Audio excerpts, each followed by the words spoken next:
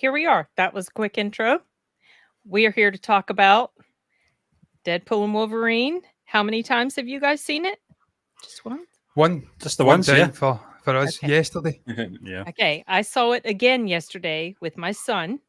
I was really eager to see his reaction to the different cameos and just everything. So it was just as fun the first time around. I gotta say, I guess we'll do. I'll talk a little bit with both of you about what you guys think. If you liked it, if you didn't like it, and then we can just get into a whole bunch of spoilers because I'm ready to talk spoilers, you guys. I've been holding Yeah. back. So, what did you There's a lot of think? spoilers. What did you think, Steven? Deleted. Oh, Yeah. There are Please two call him Stevens. deleted because I'm Steven as well. Just call me I know, deleted, please, on this one. Deleted. I knew that was going to happen. I knew that was going to happen. I guess silly me. Okay. All right. All right. What did I think? Well, I guess before I really go into what I thought of the third movie, I kind of have to go into the other two movies a lot and for a little bit. And I'm not someone who dumps on the second movie as much as some others do. I thought it was fine, especially the X-Force stuff. But the rest of the movie that I think is in part two is actually in part one. So it's like it's this weird melding of the two. I do the same thing. And yeah, so I'm guessing maybe I don't like the second one as much as I thought I did because I'm having a lot of trouble remembering what actually happened during the course of that film. I can't explain the plot of that film. Cable. And I'm not sure. Yeah, Cable. The only thing I remember from it. Yeah. Cable. He has a And the time X-Force. machine. Brad Pitt Yeah, Brad X-Force. Pitt. dying. Yeah. Horrifically. R.I.P. Peter. Damn it, man. You beautiful mustache man. I forget a lot of it. His character died in that one? I forgot. He does, which is how he comes back, which is okay, because we have the whole time travel multiverse situation. He gets to come back in this. Okay. Yeah. So what did I think of the third movie? The third movie, I think, is definitely a step up from part two. Mm-hmm. But I don't know if the quote unquote normies are really going to enjoy this movie as much as the people who are like the die to the wall Deadpool fans. I mean, maybe they do. I don't know. The box office over the weekend was 200+ million. nothing to sneeze at. Yep, for sure. $400+ million. $400+ worldwide. Yeah. Unbelievable. Yeah. 4 days, 5 days. It's incredible. It's amazing. I think it's broke a whole host of records for July. Rated R record as well. Yeah. Yeah, incredible. Yeah. I think the biggest R-rated opening, eighth biggest in July ever. It's unbelievable. Incredible. Impressive. I'm not surprised. Listen, Deadpool's got box office sort of, I don't know, gold about it. What Ryan's done with that character and with these movies has been nothing short of extraordinary over the last, how many years has it been since Deadpool 1? Was 2016. 2016. So Is that when talking, yes, 16. Okay. 8 years. And the journey from a really small scale independent film in the first one up in the ante to what we've got in this one, which is multiversal. Cameos all over the place coming into the MCU. It's been unbelievable what he's done with the character. Having to fight tooth and nail to have him exist in that iteration to what we've got now, just box office, huge box office success. It's unbelievable. I'm not surprised. No. I'd need to check the figures for the other movies, but I mean, I think they've all done well. I'm going to check that just now. I was expecting it would be anywhere between 150 to 200.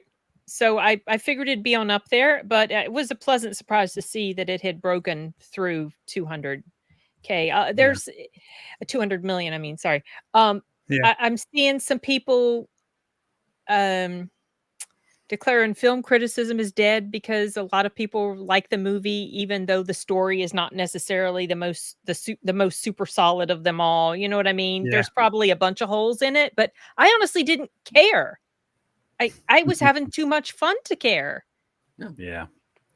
No, I mean, we said that, Stephen, didn't we? Yeah, I think coming out of theatre, the first thing I said to John, and I agree with Deleted, was that it's still not as good as the original film, for many reasons, but it was certainly better than the second movie. Yeah, and I mean, there was a couple of things, and I agree with you, Sin. Looking back on it, I'm still trying to process the whole experience. But one of the things was it was a fun movie. There was a lot of laughs in it. There was a lot of emotions as well involved in certain scenes as well, and very good acting. Sometimes that's forgotten about in these type of films. Is obviously the performances. Hugh Jackman coming into this after saying that he wouldn't do it again. Knocked it out of the park for me. There were certain scenes, emotional scenes in this film, I felt that he just landed, perfectly. And Ryan Reynolds, I expected what I got from him. I expected, and I wasn't disappointed. Yeah, I mean, I don't know if you want me to come in with these just probably irrelevant box office figures, but I mean, the previous two movies did do very well. Over $300 million gross worldwide. I think that's pretty good for the budget. For the first one? First one had a budget of $110 million. No, that was the second. First one was $58 million. It grossed $363 million worldwide. Nice. The second was 110, grossed 318. So this one's already passed the total grossing of the first two movies through 4 days, which is unbelievable. What was the budget on this one? I think it was higher. I've not got that information.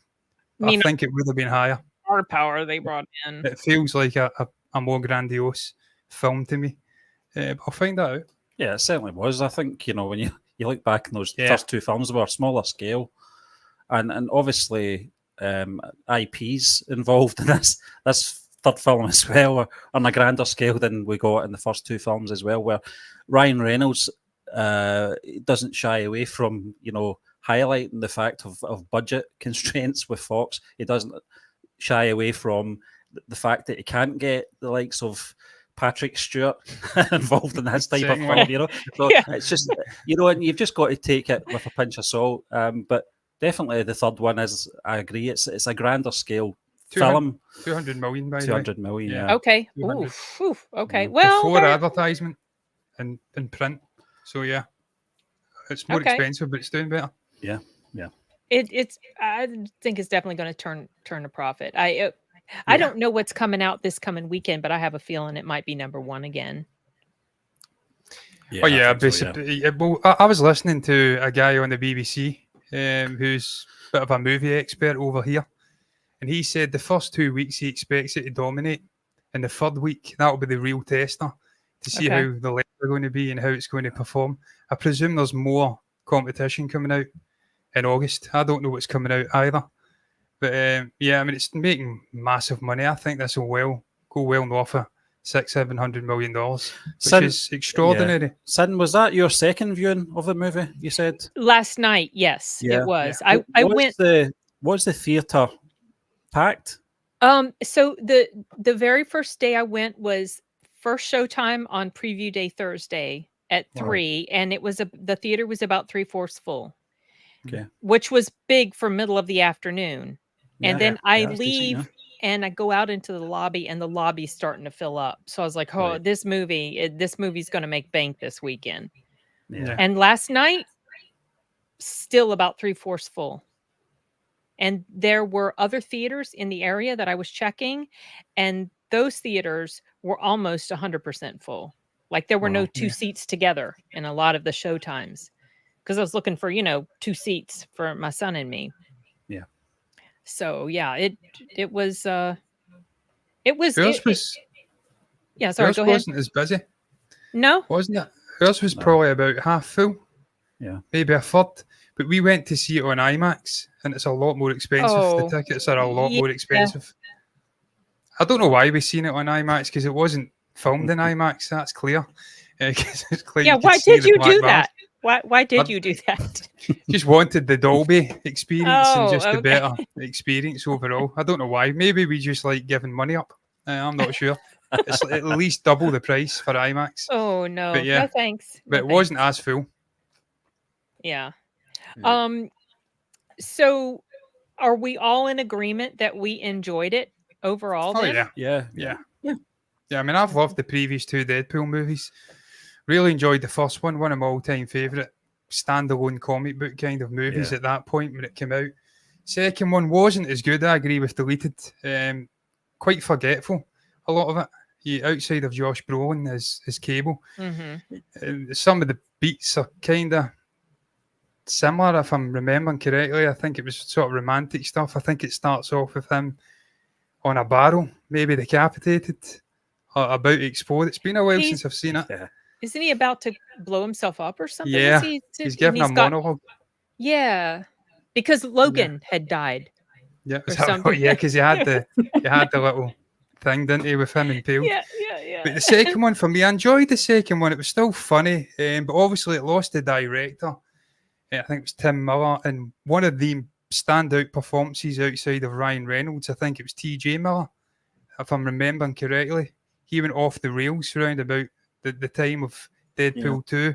He was going on to trains and saying he had bombs on him and stuff like that. He was just losing his mind. Yeah, So it lost. that was. You Yeah, remember that? Okay. Yeah. I do. Yeah. I didn't know. Is this the guy who basically got kicked and like off of the whatever, I guess, future films, and then he started bad mouthing every. Yeah. Okay. Yeah, I he didn't know lost his what mind. Yeah, pretty much. He just he got into it. He's on this train. The story, the way I heard it, how much of it is BS or not, I don't know, was that he started hitting on this woman on this train. She rebuffs him. He reported she had a bomb or something, which of course, obviously she didn't. And of course, no. you go crying bomb on a train in America, that's federal. And yeah, Wow. yeah, not a great move there, Sonny. Jeez, But I I had thought- not heard that. Yeah.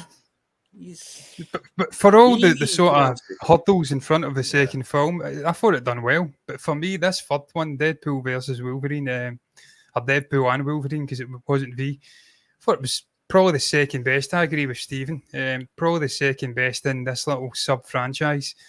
Just had laughs a minute.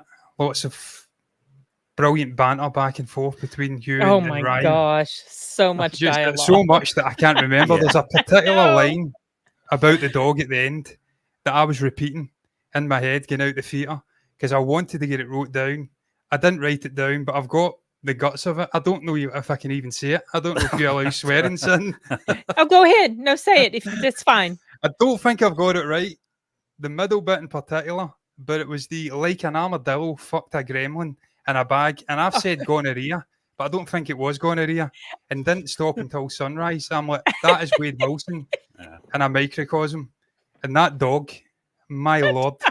No, Was that real, poor- that dog? That or was dog it is real, CG? Stephen. What- No, that that's- was That a was the real ugliest dog. dog ever. That was a real dog, and she, if it's a she, came to the premiere. I think they brought her to the premiere. Wow. Yes, she's so ugly. No, that dog's real. I Yeah. remember there was an article. It's the official ugliest dog on earth. It Oh, got that voted. one's the one.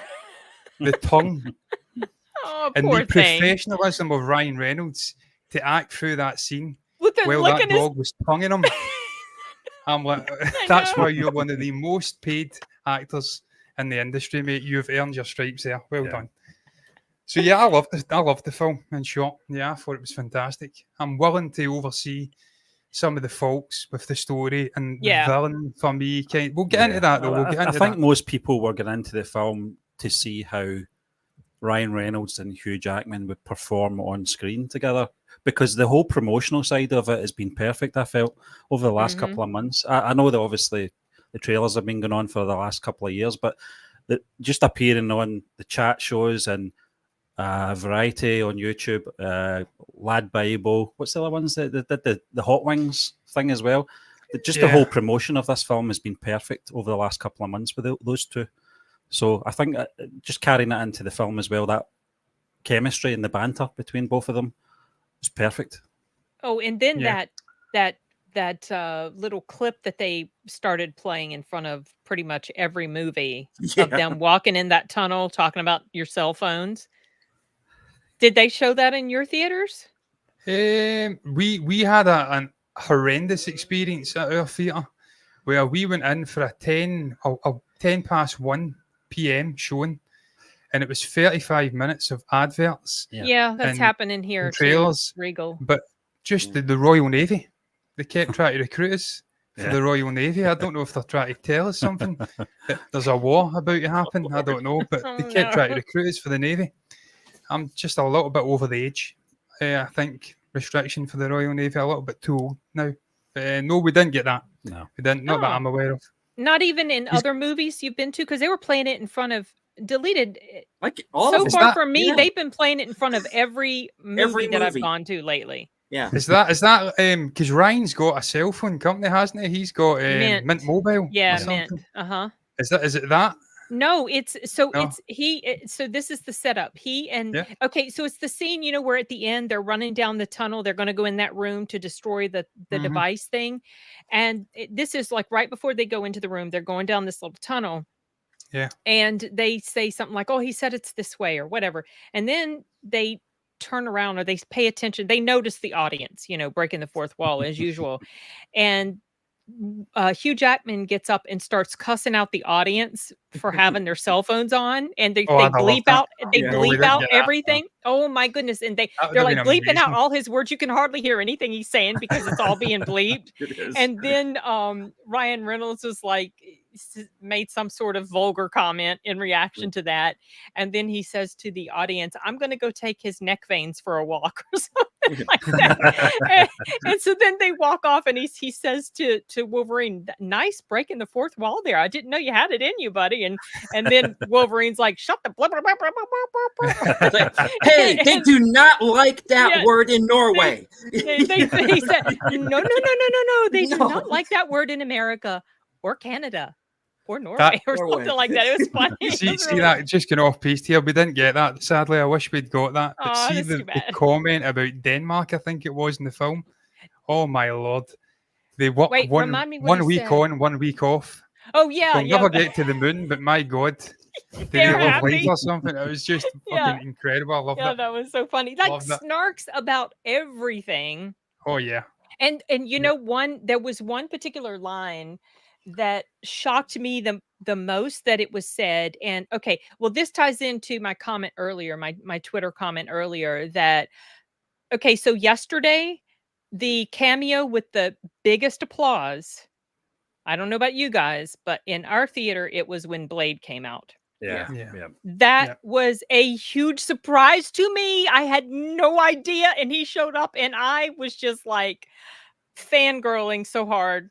And I I was love so Leslie. happy. I was, and then when he said something like, "There's only one Blade. There's only ever going to be one Blade," or something like Amazing. that, I was like, "Oh!" It was the look from Deadpool though. It panned to Deadpool, and he gave a little look to the camera as if we'll see about that. Yeah. For now, I think he may be right. I think that was telling. I don't think we are getting Mahershala Ali's Blade. I don't think it's ever going to happen. I They have. didn't even mention it in Hall H like 2 days ago. Oh, they didn't. Okay, I know I they don't think they caused mentioned it. trouble. I never liked the casting of Mahershala Ali as Blade. Never. I thought he was Yeah. a terrible pick. I don't understand. And this is Enigma saying, yeah, I would rather go see Wesley Snipes as Yeah. Blade Yeah. again than Mahershala Ali or anybody else new, because I felt like he did a decent job in this movie. And they brought back my favorite line in all of the Blade movies. What was it? Some motherfucker's always trying to ice skate uphill. Oh yeah. They brought that back, and I love that. I mean, they were just, this entire movie felt like a gift to the fans. Just here's all these cool and that Channing Tatum coming as like showing up as Gambit. Gambit. And Yeah. references to him, I bet you it just never worked out or something like that, Yeah. because there had been rumors forever that he was going to be Gambit. And I thought he did really good. And the He did. accent. I can't talk about accents because of my accent. Half the world can't understand what I'm saying. But that accent, I've never read anything relating to Gambit. I think I know he's from New Orleans Yes, he's So obviously, I'm aware there's a sort of Caribbean fusion, certainly in the food in New Orleans. I think the Mardi Gras is at the festival. yes, It's Mardi Gras. kind of it's a sort of infusion of sort of cultures from the Caribbean, as you'd probably say over in the States. Caribbean, we say here. But I was not expecting that accent. Don't know what I was expecting, but I thought he nailed it, man. I liked the I little thought he jibe did. at his accent. I don't know what Yeah. dialect coach you've got, but Yeah, I can't remember the second bit. yeah, But it it was was funny. fucking So, dynamite. from what I understand, so Gambit, Remy, what's his name? What Remy LaRue or LeBeau or something? He's like French. He does have like French something ethnicity. I know that Yeah, much LeBeau, about him. yeah. Yeah, LeBeau. Yeah. And so I felt like his accent was proper for the character. Now, I don't remember if when Gambit showed up in that Wolverine movie, Origins, I don't. yeah. See, Yeah. I'm Did trying to he? blank that out of my mind. I don't remember. I don't I remember don't if he remember him had an having an accent, accent though. or not. Yeah, Can't remember. but I felt like It Channing wasn't did as pronounced. great. Okay, but he did have one. It's slight one, yeah. Okay, If I well, recall correctly. It's Channing's was very been thick. quite a bit. I thought he done brilliant, man. Yeah. I really enjoyed that character, and that's one of the aspects of this film which I thought they got really bang on. Having watched Multiverse of Madness, and I was buzzing to see that film because I love Doctor Strange and indeed Cumberbatch, and lots of rumors of all these cameos coming in. Could be zombie. I don't think it was zombie, but they were talking evil Captain America and stuff like that. And that scene we got felt like a 5-minute scene, and it was gone.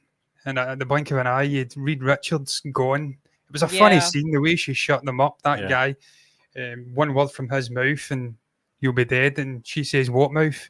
And it turns and he's got no mouth. It was quite funny, but I felt he dropped the ball with the cameos in that film. And I think the cameos in this, they all had a purpose for the story. Yeah. I felt they had a reason to be in there and they fulfilled that reason. And a really nice, and I'm going to say a word I hate saying here because I usually leave this for writing, but taut. It was a really succinct film, this. I thought that's one of the things I really enjoyed. It was 2 hours long, never overstayed its welcome, and right down to the cameos that they were in there, they had a punch and they felt like they had purpose in this film. So, yeah, I loved Gambit being in there, man. It's obviously Blade as well. I grew up with the Blade movies. Yeah. I was a massive fan. They terrified me when I was a kid, but I loved them. There was a particular moment in a Blade movie that still haunts me, where he gets sucked down into this sort of pit, and there's a thing down there. I can't remember it exactly. I need to get back and watch it. But yeah, I loved the Blade movie, so that was a real treat seeing Wesley coming back. yeah. I didn't. Definitely weren't Absolutely. getting Ben Affleck coming back to No, no. do his Daredevil. They hinted at that. Yeah. They hinted at Yeah. that. Did they really? How did they hint at that? I know they referenced him mentioned being Daredevil, killed. And- They and mentioned he him made it. being killed, Yeah. that he had died, and he said to Jen something like sorry or something like that. And she said, it's okay. It's okay. I thought he, I'm past it. I thought he was taking a punch at Ben Affleck. I'm like, go on yourself, Ryan. I felt Go on like it yourself. kind of was as well. Yeah. But I was really happy. I loved. I feel like, I don't know. Maybe it's my imagination because it has been a bit since I've rewatched the first two movies, but I felt like there was so much more breaking of the fourth wall than there had been in the first two. But I might be completely wrong. Have you guys recently rewatched the others? I've not seen. I'll defer to the other two guys because I feel like I'm talking too much. I'm dominating. No, I it need certainly to did step feel back. that way. It did certainly feel that way, and I think it's because certainly with the variations of the Deadpool character as well, Nice Pool, I want to say, doing the Nice the Pool. proposal. Oh my god, That was the best. That was the best fourth that wall was so moment for me. funny. Yeah, Oh, that was great. It's just the fact he didn't elaborate. I can. Oh, you're doing the nice break the fourth wall thing. I can do that as well. The proposal. The proposal, and it was so Amazing. cringe. It was so cringe when he did it. Yeah, I have something really kind of funny to share with you guys. So, there were some cameos I already knew about. I had heard whiffs of Jen coming back as Elektra. I had heard about X-23. Blade was a complete surprise Channing Tatum was a complete surprise. Chris Evans was a complete surprise. And what was an even bigger surprise when he showed up was when he did the flame on, and you think he's going to say Avengers Assemble. So this is really funny. My brother, Tim, he called me, I think the day I had seen the movie or the day after I'd first seen the movie. And he was telling me about a conversation he'd had on Reddit, like a week and a half before the movie came out. And he was telling me about this conversation, and I'm going to read it to you. This is like, it's like, wow, Tim, this is what he said. What he had written 9 days ago, as of the day he sent. So he sent this to me on Thursday, 9 days before he sent that to me. He said, I can see it in my mind. He rolls up and is about to say something. He's talking about Chris Evans. And Deadpool says, oh my God, he's going to say the line, Avengers Assemble. And then Chris says, flame on. That's incredible. Right? Yeah, Says, and then Deadpool looks at the 20th Century Fox logo destroyed on the ground and goes, oh, right, wrong universe. I said, wow. I said everything except the very last part happened. Yeah. That'd have been better. Yeah. You should have did that. Yeah. I love the fact the Void was basically just a destroyed Fox universe. Yeah. Exactly. See, because when I was watching that, I'm like, my God, it's Captain America. Because obviously I've got the shield behind me. Yeah, fanboy over Captain America. I think he had some kind of stars and stripe attire on. Yeah, but when you think about it, I was thinking about it today. It's a sort of destroyed Fox universe, this Void that they have been put into. He's the only character. When you look at all the other characters in there, they've all got connections to Fox. And Captain America had no connection to Fox, so it really could only have been. Obviously, I've always forget his name. Is it Johnny Storm? Right, Johnny Storm. But you don't necessarily make that automatic deduction. Yeah. Or I didn't. I completely, like, it never even occurred to me. I was thinking today, I'm like, yeah, it makes sense. But in the theatre, you're genuinely thinking it could be Steve Rogers. What? Yeah, exactly. Yeah. But he's all covered up, he's got the stuff is all covered, and it's like, okay, they're it didn't occur to me at the moment they were hiding something. And then his legs were too skinny as well, though, weren't they? I didn't even notice. I think he was wearing baggy trousers. I'm like, Captain America would never ever not accentuate those legs. He had like a shawl or something over his head and round, like he had something draped across him that covered everything up. I thought that was funny, and I was so excited to see my son's reaction. So for a lot of the scenes, I was just looking at him to see what he was gonna do. And he had a lot of fun. He thought it was really enjoyable. I was glad he liked it. And I agree with you guys. I've enjoyed all the Deadpool movies, but I remember when I stepped out of the theater after the first time I saw this, that I was thinking to myself, I had a more enjoyable time than I did after Deadpool 2.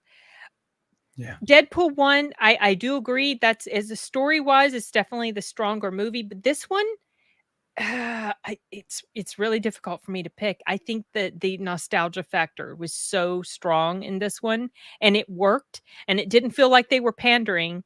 Some people complain because they're like, oh, they're just pandering to the fans and they're not giving us a good story. And you just want something fun, but it's not a good story. But it's weird, you guys, because I do like a strong story. I don't necessarily like Godzilla X Kong. A lot of people are like, that's just a fun popcorn flick. It doesn't matter. The story doesn't matter. Well, to me, it does, because that movie takes itself seriously. Yeah. Deadpool does not. It never takes itself seriously. So that's why, for whatever reason, I can go with the flow when it comes to that sort of stuff. Yeah. So the tone's the key. I think it is. And I think you got it exactly. It's the tone that's the key, because I think in Deadpool films, if you've experienced them and get into this film, you kind of have to just sort of suspend sort of reality in a sense, in terms of the way that Ryan Reynolds wants the character projected to the audience, in terms of, this isn't like an ordinary MCU film where it's an in-house thing.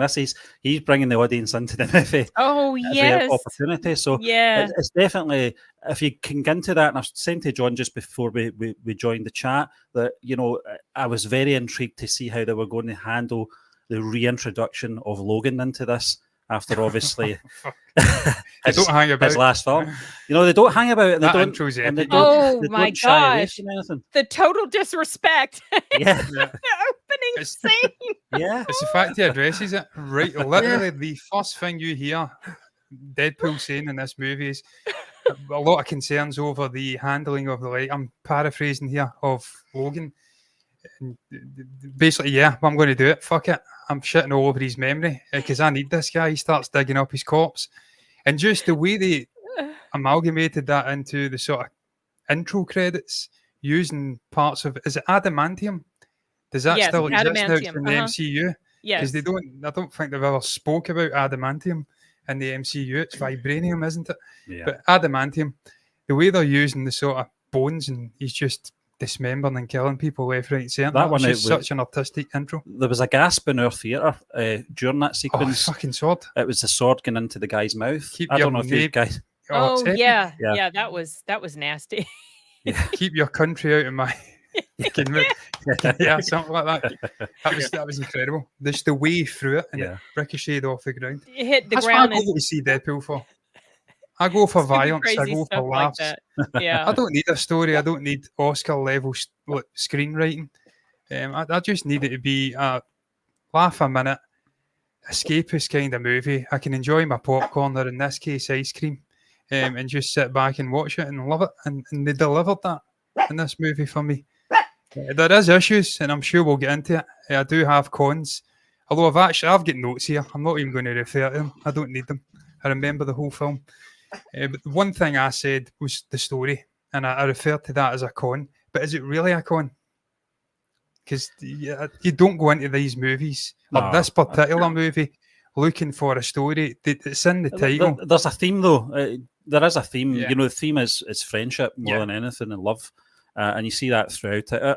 Amongst all the craziness and the jibes and the banter and the profanities, there is a theme there, and it obviously is friendship and loyalty. It's fucking epic as well, by the way. Yeah. That was good.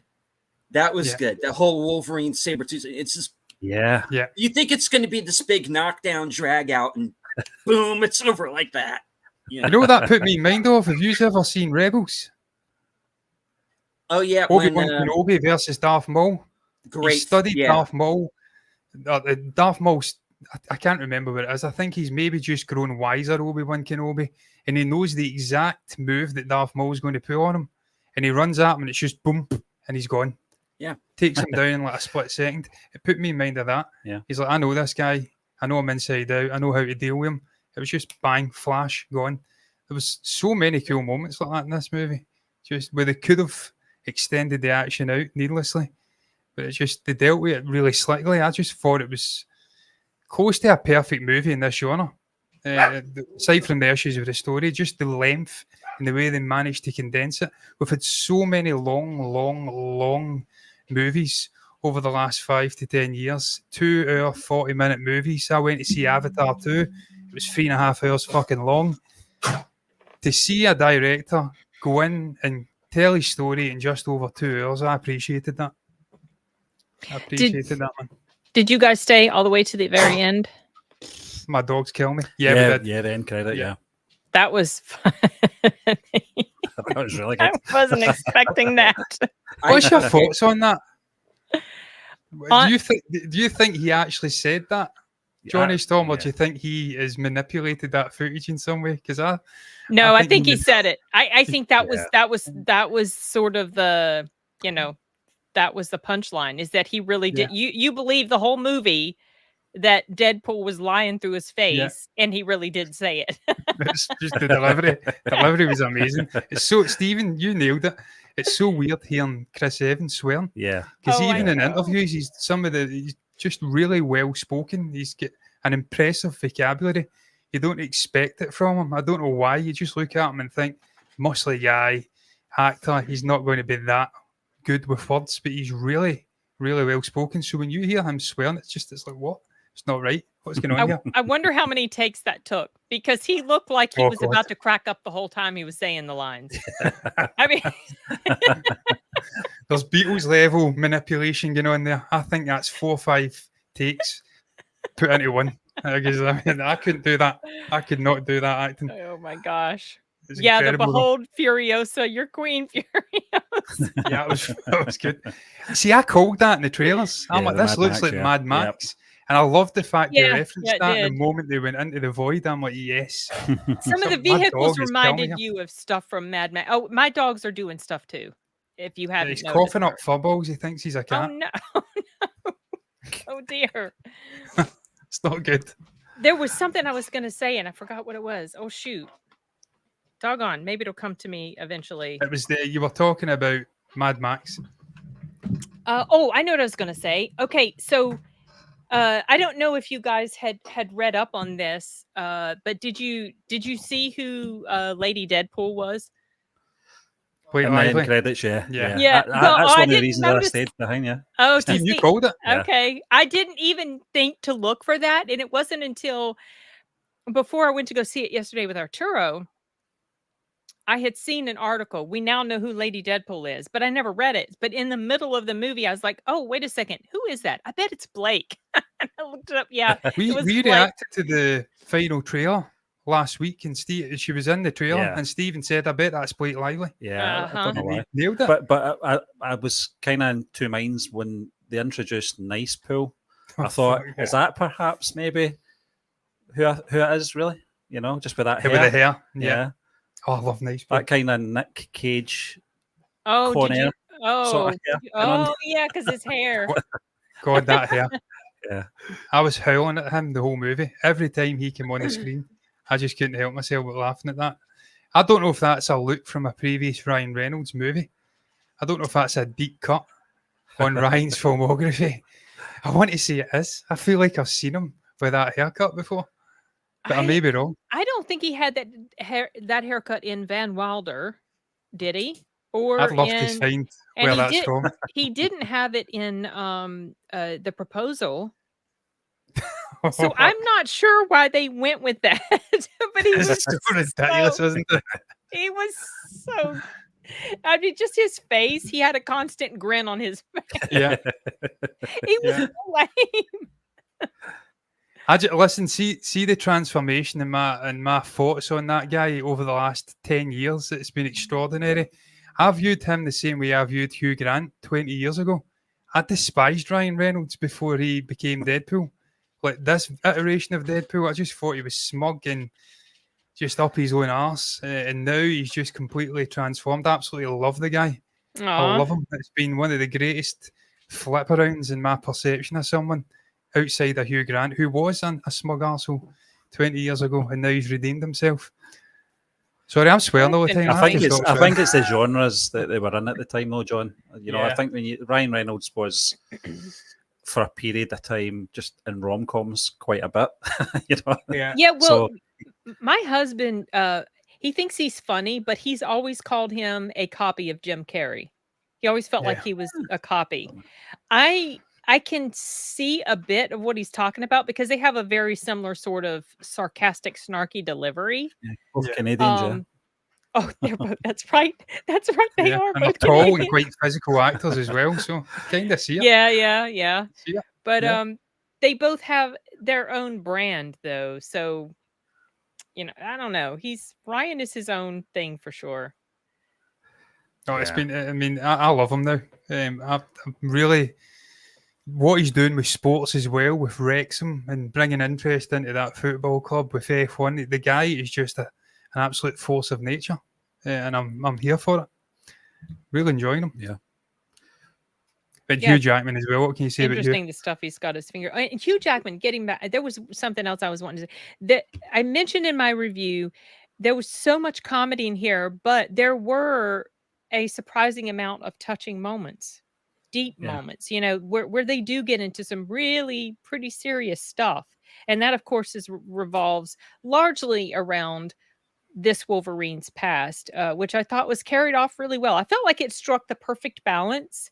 Yeah. I didn't feel like moments got totally ruined by the comedy coming in right after something serious, in the car when they're talking and Wolverine goes on this long diatribe against him. And something funny is probably going to happen shortly after that, but it's not something like the way they led into it. Ryan was like, I'm going to fight you now, and Yeah. and then of course the hilarious fight scene happens, but I felt like that was a really good transition from something super serious and kind of sad, and the way he was talking to him, into this crazy fight scene in the Honda. Oh, how good was it though?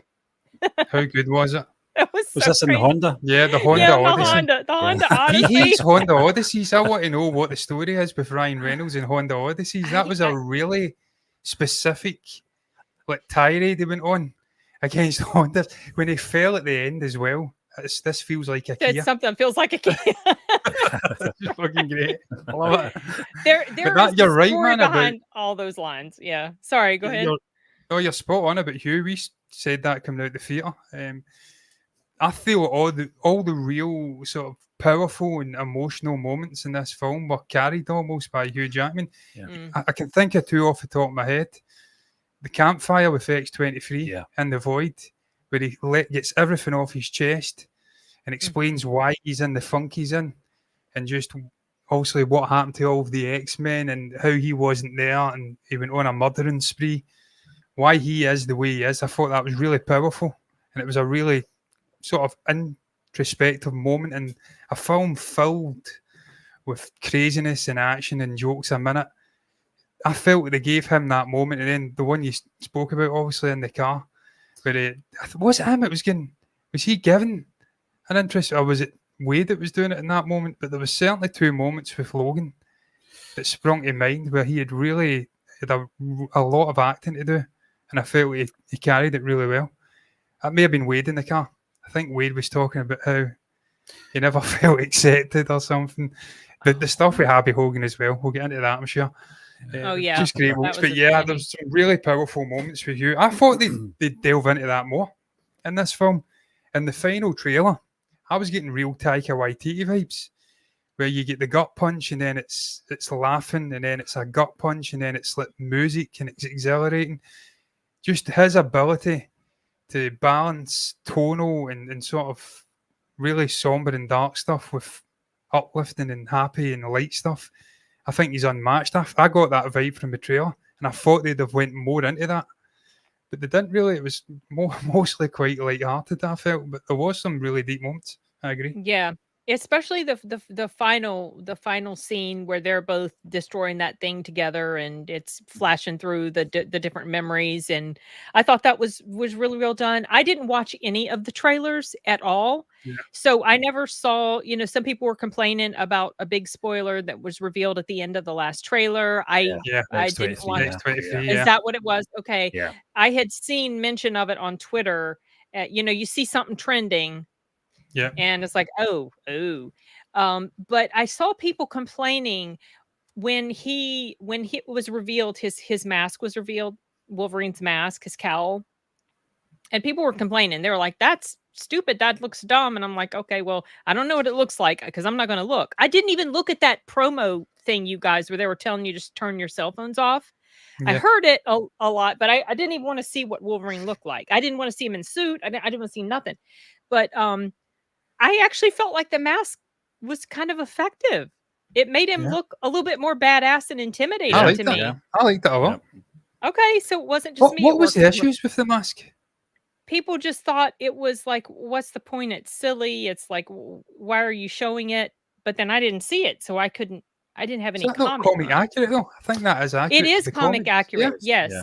I thought it was pretty cool. I thought it was a good moment. Yeah, I liked it. Yeah. It was necessary in that moment as well because there was 100 Deadpools with guns. And of course, all of them regenerate. Yeah, apart from these people. That was a fantastic sequence. Was that the one that was played over Like a Prayer by Madonna? Yes. Yeah. That whole sequence was probably my most favourite sequence throughout the movie. Oh, really? Just the sort of side shot, just as it panned along from left to right. It was absolutely amazing. When they're also pushing that huge crowd of Deadpool's back, and Wolverine's just like it's the fact the action goes off camera for a brief moment as well. You don't know there's just a Deadpool line on the ground. Is that the real Deadpool? No, I thought it was the real Deadpool at first, but I think it's another one because later, like right after that big huge crowd of them is getting pushed back by both I think Wolverine and the original Deadpool. I believe. And then also the moment in the bus. Oh my lord! When he ruins it. No, he ruins it by falling. Obviously, the cowboy Deadpool getting his moment was pretty cool. He get destroyed in the bus, but the sort of heroic jump through moment, slow mo, it was so cool to see Wolverine coming out. Then Deadpool has to do a Deadpool and trip, and then ruin the moment. I'm like, come on, Wade, behave. You're ruining it. But yeah, it was. I loved that sequence as well. I thought that was it. Some of the action in this is just unbelievable. Yeah. But I mean, you come along to see these two iconic characters side by side doing their thing, and oftentimes are battering the shit out of each other, and then oftentimes are battering the shit out of everyone else. But it's always really, really enjoyable to watch, regardless of who's in the firing line. And I mean, I'll probably go against you, Stephen, by saying that was my favourite moment. I think in terms of action, it's a tough one because there's some brilliant stuff. But I reckon that the initial fight between the two when they go into the void, the very first one, that is just so cool. They're stabbing hell out of each other, and it's just absolutely iconic. Yeah, that's the seeing scene those two characters where Wolverine's almost galloping. You know, the way he's galloping. Through Oh the sort of yeah, desert. that I was a thought little that was creepy really good. looking. Actually, the way he was Yeah. running, like he did look so animalistic when he did Yeah. that. Like, Yeah. "Ugh." Someone Yeah, but made a comment to me. I think in a message or in a comment on the video saying something about they had a little bit of an issue with Deadpool being as skilled as he was. That he didn't feel like he should have been as skilled as he was in fighting Wolverine. Yeah. I'm not all on up there when it comes to the character of Deadpool. So I don't know. I felt like he was a pretty skilled fighter in the other two movies, or am I He was, yeah. forgetting something? No, he definitely was. Okay. He's capable. Yeah, he's part of a special forces, isn't Yeah, it? The character? X-Force. Yeah. Oh, Yeah. that's right. His character, Yeah. he was like in the Before military he or was a something, right? superhero, yeah. Right, that's Yeah. right. He said that, didn't he? Yeah. He said that to Happy Hogan. He did mention that. Yes. Yeah. He was part of what? Yeah. Did you guys pick up on the song cameo? Because I did as soon as it played. Which one? Bye, bye, bye. Oh, bye, bye, bye. You remember that it played in X-Men 2? Oh, did it? In It's the been car. So long since I've Something seen that it. went over my He's head. escaping No, that with the was- kids. I never forgot that scene because I always thought that song was pretty catchy. It's when Wolverine is escaping. He saved the kids from the mansion because the mansion's been attacked, and they're driving in the car, and he turns on the radio. He turns on the radio and comes on? plays Ah, bye, right, bye, yeah. bye, and he's like turns it Oh. off right away. So But I that's the thought it was deep cuts, though. Yeah. That's really clever, and that shows you there's depth to this movie. yeah, If the exactly. story itself is maybe a little bit superficial, the moments with the characters and the callbacks to previous Yeah. stuff, certainly with the Fox universe, it's really deep, man. There's It's a lot very of deep detailed, cuts yeah. in there. Yeah. And I think what you've done, going back and watching it again, I feel like that's necessary. I think I have to go back and watch this film again because there's so many things happen, and it's like blinking you'll miss it moments. Even just the little banter moments between the characters, I picked up on a lot of it. But some of the stuff I missed. So I feel like you would definitely be served by seeing this movie a couple of times. I don't know what your thoughts are, Sin, on the likes of John Campia, but I know he's seen it about 6 times already. Oh, has Also, he he's really? rich, so he can fucking see it 6 times. It helps me you've got money. But he's seen it about 5-6 times already. So I Okay. think this is the kind of movie you can go and see 4 or 5 times. And Oh, you'll I get wouldn't something mind out of seeing it. it again. Because there was so much in the dialogue and all these little references. I mean, I felt like I caught everything, and I didn't really notice anything new when I watched it again. But I still feel like there might be some references that I didn't quite understand what they meant. Yeah. So That was a concern I had going in because the TVA is featured very heavily in this, and I didn't see Loki. All I saw was all of the reviews that came out about it. So I had some vague idea of what the TVA was going in, and I'm glad that I knew that because I think I might have still been a little bit lost at the okay, beginning. You find out just enough about them to get Well, the idea they of what they're explain it. about. Yeah, they give you enough exposition. Over the course of the yeah. film. Yeah, For sure. I Um, started watching Loki and I could not finish the first season. The female Loki, I couldn't stand her. I was bored. I felt like they made Loki a laughing stock. And so I just never returned after about 3 or 4 episodes. Felt But like I Doctor did Who. know. Say Yeah. what? It felt like Doctor Who. Ugh. I mean, we watched the first season. I didn't mind it, but the lady character, she felt like a sidekick of Doctor Who. It just felt like She a was BBC annoying. production. It's weird. I've not seen the second season yet, so I was slightly confused by aspects of the story, like the anchor point stuff. I'm like, is that something they've addressed in season 2 of Loki? Because they were very clear that with the sort of laws of Right, these I timelines and whatnot, and the am void, and I'm not like, maybe, sure. but the Let me anchor point thing was a bit weird to me. I don't know if they have, but I'm a little confused about something. Maybe you guys can clear this up for me. So in the beginning, we're seeing the Deadpool, and maybe it's just something I'm forgetting. Maybe it's something tied in from the other movies that I've forgotten, or like we were talking about the shows or whatever. But the first Deadpool that we see, or the Deadpool that was interviewing with talking with Happy, it was it was like Earth 616. Then he doesn't get the job, and it's 6 years later, and it's on Earth 10,005. What Yeah. how did he, like, and but we're told this is the same Deadpool. Is it the same Deadpool, or is it another variant that also got rejected on Earth 10,005, or did he jump to another multiverse? Like, what am I missing something? That was one thing that confused me a lot. I didn't get that. Did you I didn't guys? get it either. I'm not going to lie. And Okay. I do find it strange. I don't know tonally. I know they don't really care about that sort of stuff in films, but just tonally, Logan in that universe seems a million miles away from what we see in Deadpool in the first 2 movies. They don't seem like characters that belong in the same universe to In the me, same the same universe, yeah. timeline. It's like, really, that story is happening at the same time as X-Men and Logan and all this stuff. That's really dark and gritty and a lot more serious than this guy zipping around getting decapitated and regenerating his legs and whatnot.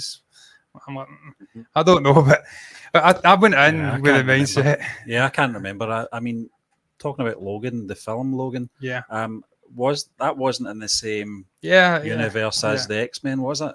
Although you had obviously I Hugh thought Jackman, it Patrick was. Stewart there, but I thought I'm it not was really it sure if not? it was the same. I'm not sure. Tonally, it was different to the other X-Men movies. Well, it but definitely I was. think it was the same universe, though. I think it was. But then they did Days of Future Past, and they were getting all over the place. And then what was the last X-Men? I never seen the one with Dark Phoenix. I never Dark seen Phoenix. Dark Phoenix. Oh, I did see Yeah. Dark Phoenix. It was the Apocalypse. Apocalypse, yeah. I never seen Apocalypse was Apocalypse. before that one. I saw Yeah. Apocalypse. I could not finish watching Dark Phoenix. Oh God. I Yeah, I was quit. the same, I man. quit after Mystique got killed. Mystique irritated the hell out of me in that movie. I Yeah. think because by that point Jennifer Lawrence was annoying the hell out of me as a person, and her character was just, some of the lines they gave her were so stupid. Like that line about they shouldn't call it the X-Men. X-Women. Yeah. Like, what the hell kind of nonsense is this? And I just didn't like her character. And also, I always felt like the actor that they chose, the topic is Deadpool and Wolverine. So that's, and we're also going into spoilers. The Sophie Turner, I felt like she was an absolutely atrocious pick for the character of Jean Grey. She was terrible. I just don't think she's a good actor at all. I watched all Definitely of Game wasn't of in Thrones. that.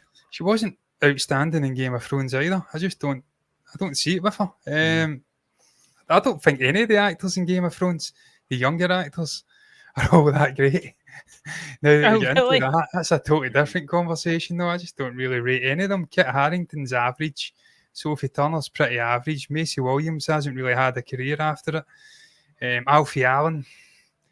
Ivan Rion, he's in some Rome thing, TV show. He's okay. Have I missed anyone? Who's the last one you said? Was that the Onion Knight? Ian Rion, I think his name is. Is that him? He's in Three Body Problem on Netflix. Yeah, I've not seen that. I've heard that's good though. I've heard that's very good. He's very he's in the best. He's in that Those About to Die, I think is the name of it. Isn't he in that with the I don't Anthony think I've Hopkins, seen the peacock thing? Oh, I haven't I seen think we that one. reacted to that. Yeah, Anthony Hopkins. Yeah. I thought I saw him in the trailer for that. I've seen him in a lot of stuff, y'all. Yeah, Like, because I he's know been he's fine. around for a long time. That may be controversial what I've said, but even Amelia Clarke, it's like, she's not a great actor. She's not really done cute, anything. but she hasn't been in anything good. I'm sorry, she hasn't.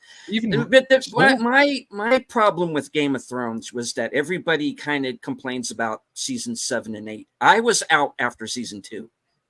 Yeah, because I was bored with the whole thing. It's like I know where this is going to go. It's going to be this cycle of violence that none of them are ever going to break, and you're going to have what are essentially all of these royals and nobles fighting each other over the throne, and they're forgetting all about the important thing, which is the people who they're supposed to be protecting, who are caught in the middle, and they are the ones that always get it right in the neck. Case in point, when Daenerys finally snaps and takes out King's Landing. That's politics. Like, I knew how it was going to end, and I was like, I don't want to be there for it.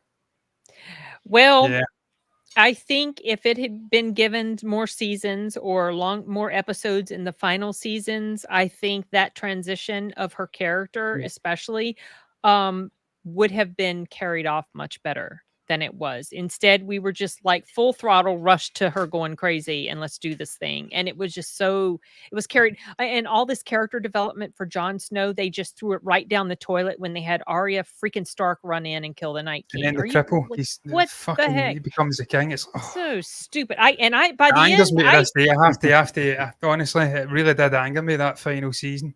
Really angered me. But yeah, that's a whole other conversation. I'm steering us down the wrong path here. I know we got off track. I'm still angry. I just don't rate them. I don't rate them as Thrones. actors. Any of those younger actors that came out of Game of Thrones, I just don't think they're particularly good actors at all. I mean, I don't think they're good. And that's why she was a terrible choice for Dark Phoenix. Dark Phoenix was a fucking horrendous film. Yeah. Really, really. Was this not coming to the end of the whole Fox? The merger was already sort of the wheels were in motion. So they felt rushed, the last 2 X-Men films, to me anyway. As if they were just trying to see them through, get them out of the road. I know we're going off topic here, but those X-Men films, I mean, just it never really worked for me. The whole Michael Fassbender and James not McAvoy even stuff. the first I loved two. First Class was good, yeah. I loved the first 2, but they just never felt like they were connected to the early 2000s. No, because X-Men movies. You can't.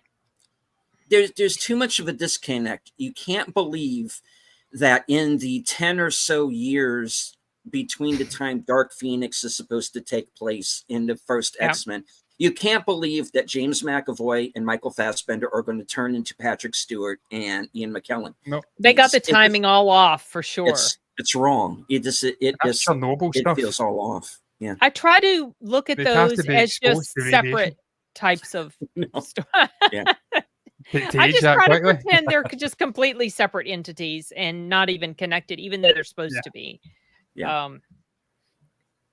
But yeah, look, did they even really reference those movies now that I think of it in Deadpool and Wolverine?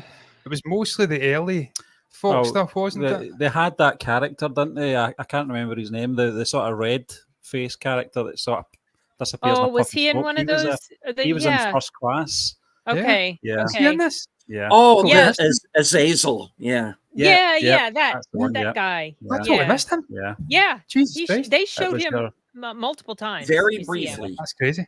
And you very briefly see the chick from X2 with the long, like, claw fingers. What was her name? The Lady Deathstrike. Is that who she was? The Asian something chick like with the knives for fingers or something. Scissors his hands. Yeah. Yeah. I didn't even realize that was Pyro until a little bit after. Yeah, he shows up. I recognized him right away. That was good seeing him again. Yeah, it was good seeing a lot of them. It was, and I liked Sabretooth. I hated that Sabretooth. I hated that character. Hated the look of him. These stupid little black beady eyes. Well, and then he came back, and I'm like, yes, big eyebrows. Then he get decapitated right away. Yeah, like you guys were talking. I really like it when they don't have this long drawn out fight. I do like the really quick. Okay, there goes his head. Have you seen Dune 2, Sin? I know you weren't a huge fan of Dune, weren't you? Oh, Dune. Yes, I did see Yeah, Dune. we say Dune, you say Dune, sorry. I thought you said June at first. J-U-N-E. Yeah, no, we and I was like, we pronounce June over here. June, okay. Yeah, we say June, yeah. June. There was something else recently. I was taking pot shots at Americans and the way they pronounce things. It wasn't aired, but it was something like that. But yeah, in June 2 or Dune 2, it happens in that as well. Dave Bautista's character has his moment with Josh Brolin. What's he called again? I don't the character's remember. name. I don't remember. Raban. It's really quick. They build it up to be a potentially big 5-minute long sequence. And it was like nothing. Kills him. Yep. Like that. This is Does him in. Just like it's he's, over he's quickly. done. Yep. Yeah. So yeah, I mean that's fine. You can do that. There's too much storytelling to be done with the main characters to be wasting time on Sabretooth. It's blinking, you'll miss it. Get them out, move on. What was your thoughts on the villains, man? I'm intrigued to. I mean, I didn't even know that English guy from the TVA was Mr. Darcy from Pride and Prejudice. Stephen told me that in the car after the film. Matthew.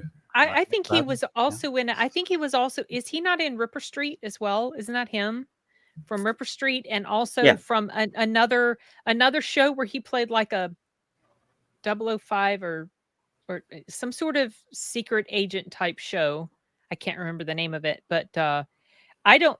Was he in Loki as well? Because I honestly don't know. No, I don't think it was. Him. Was he brand new for this movie? Who was your main TVA guy in Loki? TVA, it was Owen Wilson. That was Owen Wilson. I remember him. Like yeah, starts with an something M. like that, yeah. Mobius. And then obviously the top TVA person, I don't know her name. She was in this, wasn't she? She came in at the end and she popped up in the middle. I think it may be Leslie Uggams. No, that's Blind Al. I'm talking shit. I'm blind, by the way, so don't come at me. I've got a moonlight in my right eye. I think the Leslie. I think the Leslie Uggams. I think that's his blind roommate. Blind Al, yeah. Which I kept, by the way, y'all. I kept thinking that was, what's her character's name in Star Trek? Uhura. I kept thinking that they was do look alike now. They do look a lot alike now. Yeah. I kept thinking, I thought that was her from the very first time I saw her in the first two movies. I always thought it was her. Alive? No, Uhura is not. She passed. The Star Trek lady is not, but this lady is. Blind Al is alive. I hope so. That's another thing we could go off on a tangent about. I mean, how is William Shatner still alive? I think he may be the last one of that TV show that's still. I'm not complaining. I love the shot. Is Walter Koenig or Koenig? Yeah, I think he may still be. He's alive, but I understand he's been in some ill health over the last couple of years. So I'm a little concerned. That's not Zulu. Is that not the other guy? Of course, George Takei is still with us on Twitter, being a jackass. But yeah, he other is. than that, he runs his mouth a little too much sometimes. Oh, is he on the naughty list? He's one of those. He's one of those celebs that just kind of is intent on destroying his legacy and goodwill with a lot of his fans by just being kind of, he's kind of like going the Mark Hamill route a little bit. Oh yeah. But Mark Hamill's going after Star Wars Theory and guys like that now. I'm really disappointed in him. I know. Really? That's a shame because that guy loves him. Real shame. But sorry again, I'm taking this off. Oh no, I was just going to say William Shatner is in fantastic health. He is. He was in space. Well, he went to space. He went to space one time. I've never done. Blind Al can only see cocaine. That was brilliant. That was great. Funny. You can only see cocaine. There was a line that he came up with. She made a remark to Wade, and he said something about hearing and smelling or something, and it was just absolutely brilliant. Yes, it was. I can't remember the line. It was outstanding. Smell how disappointed. If you could smell something and see something. That was funny. I know what you're talking about. Smell and hear. Yeah, it was like our two other senses. I'm like, that is fucking brilliant, and it's the way he says it. It's so quick fire. It's like, wow. You don't know if it's in the script or he's ad-libbing. Because I know he's so quick in real life that he could literally turn up on set and just wing it and you'd have a movie. He's just astonishing. He's so quick-witted. But that's what I'm talking about. This is why you have to see this film 2 or 3 times, because there's so many little lines that just you hear and you laugh at and then you forget because there's so many other jokes in there. They don't all hit, I have to say. There's some I wasn't laughing at and the theatre was laughing at, and then there's things I was laughing at the theatre weren't laughing at. I don't know if that says more about me or the film, but I was just, I thought it was fucking hilarious, this film. All really of the funny. jokes don't land. No. But all of the jokes don't land, but it seems like different jokes land for different people. Yeah, which exactly. I think is the interesting thing. Yeah. Did you see a quick little wink to the camera when he talked about Disney? Oh, he was destroying Disney. Yeah. I don't know how they get away with it. He was destroying Disney throughout this entire film. Sorry, deleted. I interrupted you. Go ahead. The second Deadpool, and he snuck into an apartment. He points the gun at nothing. Yeah, she's like aiming the gun like that, and he has to. He's you over there. To say something, deleted. Well, there was something that was brought up to me previously before I knew that this character was going to show up, and that's the, I guess, the quote unquote main villain. Ish, Cassandra Nova. Cassandra, who's, played by the woman from The Crown, Emma Corrin, yeah. And I was not aware of that character, and I got into a whole argument with somebody during a stream once that this character had been brought up previously in one of the X-Men movies. And I am not saying that she didn't. I'm just saying if she had been brought up before, I completely blanked out on it. And that supposedly she's like this twin sister to Xavier. Charles. And I'm like, what twin? When was this brought? Supposedly it was brought up in, I think, one of the. It was like in a Last Stand, any chance? It might have been. It might have been. I don't know. Either way, I didn't recall the character, so I was glad to kind of get a little bit of an idea of her here for this, and Cassandra Nova confirmed, an actual character. Well, I think I have heard of her character. What was your thoughts on the villain? I just thought there was a bit of disconnect. I quite liked the character. I thought I was going to hate her from the trailer. She was pretty intimidating. She was like a shit Z-list Charles Xavier, but I thought I had to think about that, and I thought, what other villain could you bring in? And it's got to be the character has to sort of connect with the story, and it has to be a character that can do these. I think they undercooked her. These skills and gifts that she has. Because I was thinking perhaps maybe I can't remember the actor's name that was playing the young. I think it was Wolverine Origins. Danny Houston played the young striker. Yeah. And I thought perhaps that would be a good villain, but it wouldn't suit the narrative to what they were trying to do. He doesn't have the gift of what she was trying to achieve in this film. But I just felt there's a bit of disconnect with that character. I don't know. It's probably just my comic book inexperience and not knowing the backstory of this character to an extent. But in terms of the existing characters, I just didn't think there was a connection with her and Logan and you're probably right. Wade, you know? The villains are kind of secondary anyway. I mean, that's the way I saw it. I did not think that the villains in this movie were as strong as they could have been. I think they are just kind of a means to an end. They're there because you need a villain. I know there was a YouTuber that really went after the Paradox character and said, this guy basically has to be mildly retarded in order for him to be. He kind of is, you know. Yeah. He's incompetent. I don't thought it through at all. He's not competent in the slightest. What was the machine that they were trying to bring on?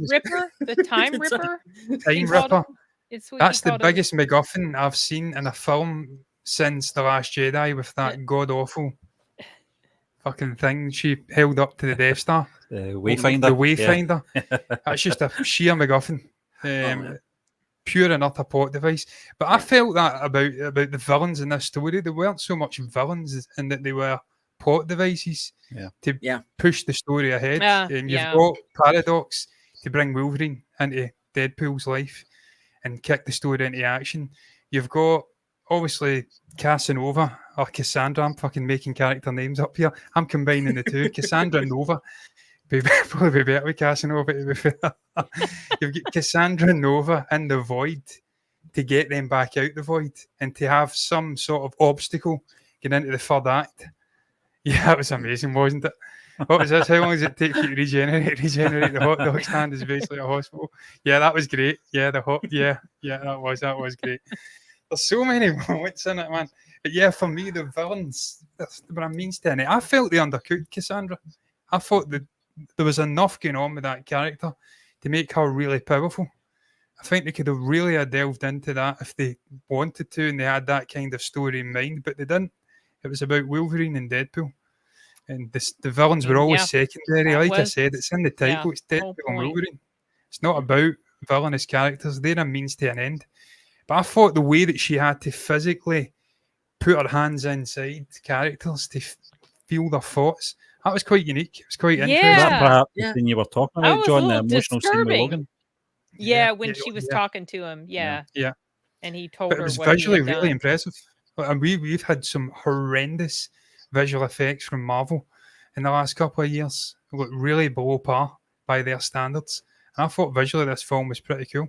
So Yeah, same. I was quite disappointed with the Cassandra character. I think they could have done something special with that.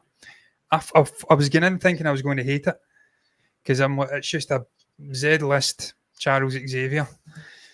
I'm not having this. But I actually thought she had potential, but they just didn't use it. And I don't really care. No, yeah, see, that's the thing. Yeah. You don't care. Yeah. I'm not going to cry about her dying.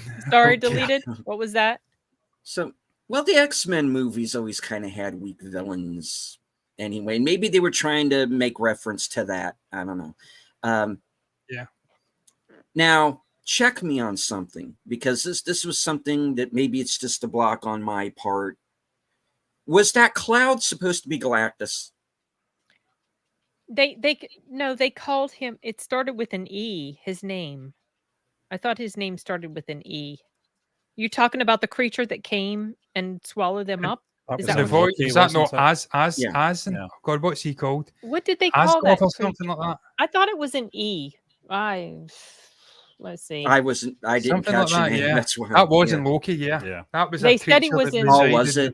Yeah, from season 2 of Loki. Something else that was funny, you guys, and I wrote it down, but I didn't mention it in my my review. But there, and this is only funny to me because it has something to do with my childhood. So that's a long time ago. My mom and dad used to live with my grandparents in Indiana, and at the end of their street they had this guy who had been a school teacher. And one day, like my mom or my dad or I don't remember who, I was with an adult and they were talking with this guy, and the guy was telling us that he was a retired school teacher. And I said, "You're a retarded school teacher?" I was just a real little kid, but I didn't understand that word, and I thought he said retarded. And that scene with Deadpool and Blade, when he said, "I thought you were retarded," and Blade was like, "Retarded?" I don't know. That was funny. Reminded me of that word, man. You know that word we used to. For the longest time, I used to think that word was off.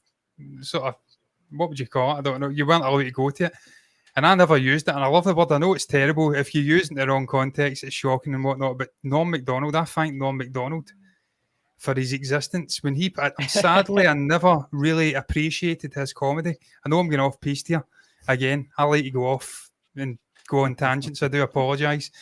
But Norm Macdonald, when he passed away, I went down a rabbit hole watching his videos, and his love for that word reignited my love for that word, and I love using it now. So I appreciate that word getting used in any context. I'm fucking loving it. So God bless you, Norm Macdonald. Just got that off my chest there.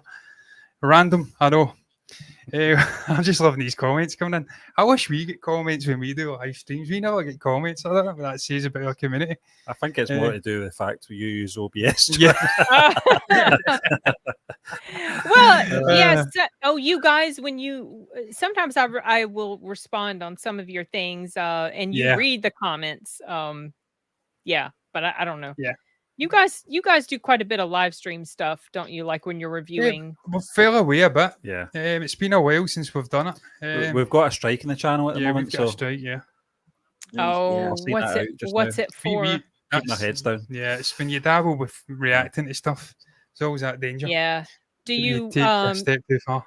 Well, if you're brave enough, you could file counter notification, but you got to be brave to do that. Yeah, not brave enough. Dude, I have done that, and at one point, I've mentioned before on some live streams. At one point, I've even had a discussion with a lawyer who called me over like some reacting I did to Dexter. Wow. And I'd filed a counter notification, and obviously, here's the thing: they really don't want to take you to court because it's too much of they really don't. Yeah. So half the time, well, actually, pretty much almost 100% of the time, they'll just like let it go. Okay, fine, whatever. But this time, a lawyer did call me, and he was not mean. He was not threatening. It was actually it was a cool conversation. He was just explaining to me, this is kind of what we're looking for when you react to something. But at one point I had told him, because, it's copyright infringement. And at one point I told him he was infringing on my fun. But it was funny. He laughed. He thought it was funny. It was fine. The advertisement though, as long as you're not putting the entire thing up, I don't see what the issue is. It's really, I find certain studios are worse than others. Warner Brothers are terrible. They are the worst. And that's why I was glad that there was some pops at Warner Brothers in this as well, with Henry Cavill. Because they deserve every shit that comes away. By the way, how cool was Henry Cavill? Listen, I had heard that he was going to be in it. That there were rumors he was going to be in it. But yeah, that was really fun. And then the super short Wolverine. Cool. Oh my gosh! Oh my god, I was howling at that. That was one of my favorite moments in the whole film. The sort of montage of him getting back and all the Wolverines, and you just know that initially they didn't show him getting destroyed and stabbed and slashed and dismembered and every adjective you want to use resembling him getting cut. Yep. But as we went further into the montage and they started embellishing on these interactions, you started to see he was getting stabbed and he was getting slashed and he was getting thrown around, and I was fucking loving Poor it. Guy. It was he brilliant. Got so abused in this Patch movie. Wolverine. The coolest one though, the crucified Wolverine was unreal. Yeah, apparently that's from a comic. I'd love to see that. That was unbelievably cool. All the skulls, it was like Terminator. Really cool. Yeah, right. Exactly. We've not had the balls to go after. I'm hearing music. It sounds like Bon Jovi. Jesus Christ, that's loud. We have not had the balls to go after lawyers. Well, sorry. This is one thing I've learned about Universal, and maybe you guys have noticed this as well. Universal will always flag your videos, pretty much always, unless you've chopped something up really crazy. And it's the machine is doing it, right? The automation is doing it. Yeah. And then if you file a dispute, they will 100% always reject your dispute, always. Mm-hmm. And then if you file an appeal, they just let the days run out and your video the claim is lifted. That is always been the pattern with Universal for me. But it's deliberate. Yeah. It's so they can take away the best monetization period, and then they let it go, and then the views are just drying up, and then you don't get any money. Your stuff goes into escrow. Like they don't always block it. That's the thing. They just put a claim. They say you can't monetize. Yeah. But when you dispute and all that stuff, it goes into escrow. So any funds it might have made, you get it back when it goes away. All right then. Yeah. That's fine. Did not know that. Hey, we need to start disputing more. I dispute everything. I have disputed that, you guys. I disputed something that had been removed, blocked, taken down, or not taken down, like blocked completely and removed 2 years ago. 3+ years ago. And I finally ended up talking to someone at YouTube, and just like, why did you guys refuse to forward my counter notification? That's not YouTube's responsibility. You're supposed to forward it. It's not your duty to decide, but anyway, they ended up forwarding it on. And, years later, that video got put back into place. So one of the more bizarre claims for us, I know we're going off topic here, and I feel like it was me that did it again. And I apologize. We always do it. Don't feel bad. I've been derailing this entire sort of review with my nonsense, but I had a live stream from 2 years ago, and they went in and claimed something. I think it was, fuck, was it? I was talking about a film, and there was no footage from the film in the live stream. Yeah. It was from an article I was breaking down. That was a strike. We got a strike. Yeah, we got a strike for that. Yeah, a strike for the article, for a live stream. I'm like, what? It was like 2 years before. Wow. And it turned out it was some Spanish distribution company had bought the rights to this film. I think it may have been Deadpool or John Wick. John Wick. It was John Wick Chapter 4. Yeah. They bought the rights to the film, and then they also came in and were just claiming and striking anything with any relation to John Wick Chapter 4 on YouTube. I'm like, fuck is this? What's going on, man? Just talking about the film and its posters and shit that's going on in it. I'm not showing any footage. Get off the high horse. I hope you disputed that. You did. We did. You actually did win that one. Did I? Yeah. Did I win it? Good. There you go. Yeah. Yeah, I did. I disputed that. Yeah. I felt that was particularly egregious. I'm like, that's enough. Come A on. strong worded email. A very strong worded email. Yeah. They might not always understand me when I'm speaking, but certainly when I write, I'm very proficient at English, and I let them know in no uncertain terms, that's not fucking on. You will get that released. No one's going to watch it, but it's principle. Yeah, that's it. Pure content. Yeah, exactly. Not always the case, but in that case it's it always was. a thing. It's always a struggle. I know. I'm trying to think of other things that happened in this film. I know off the top of my head that are worth discussing, and I feel like there's a whole lot that we've not touched on. I feel like the stuff in the void, like that fight sequence in the void with all the cameos. I'm just going to call them the cameos. That's the unofficial ensemble team name. Like at the end when they went Avengers. into the Ant-Man place. And, Yeah, how cool was that Ant-Man thing as well? That was very That was fucking cool as cool. well. That Yeah. was pretty neat. But I loved the music. I'm going to try and find the music. It was like an old blues act, I want to say, like a blues singer. It was just the most, you would not think that song would work.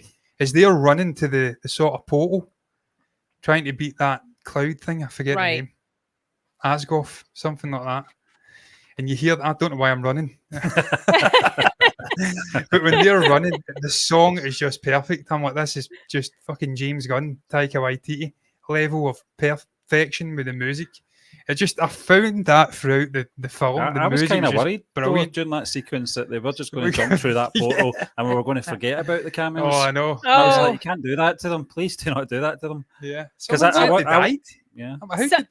So someone in the comments asked earlier, do you think like that Elektra and Blade, maybe Gambit too, do you think so? We see X-23 at the end, but we never see them die. So I'm holding out hope that they did not get killed.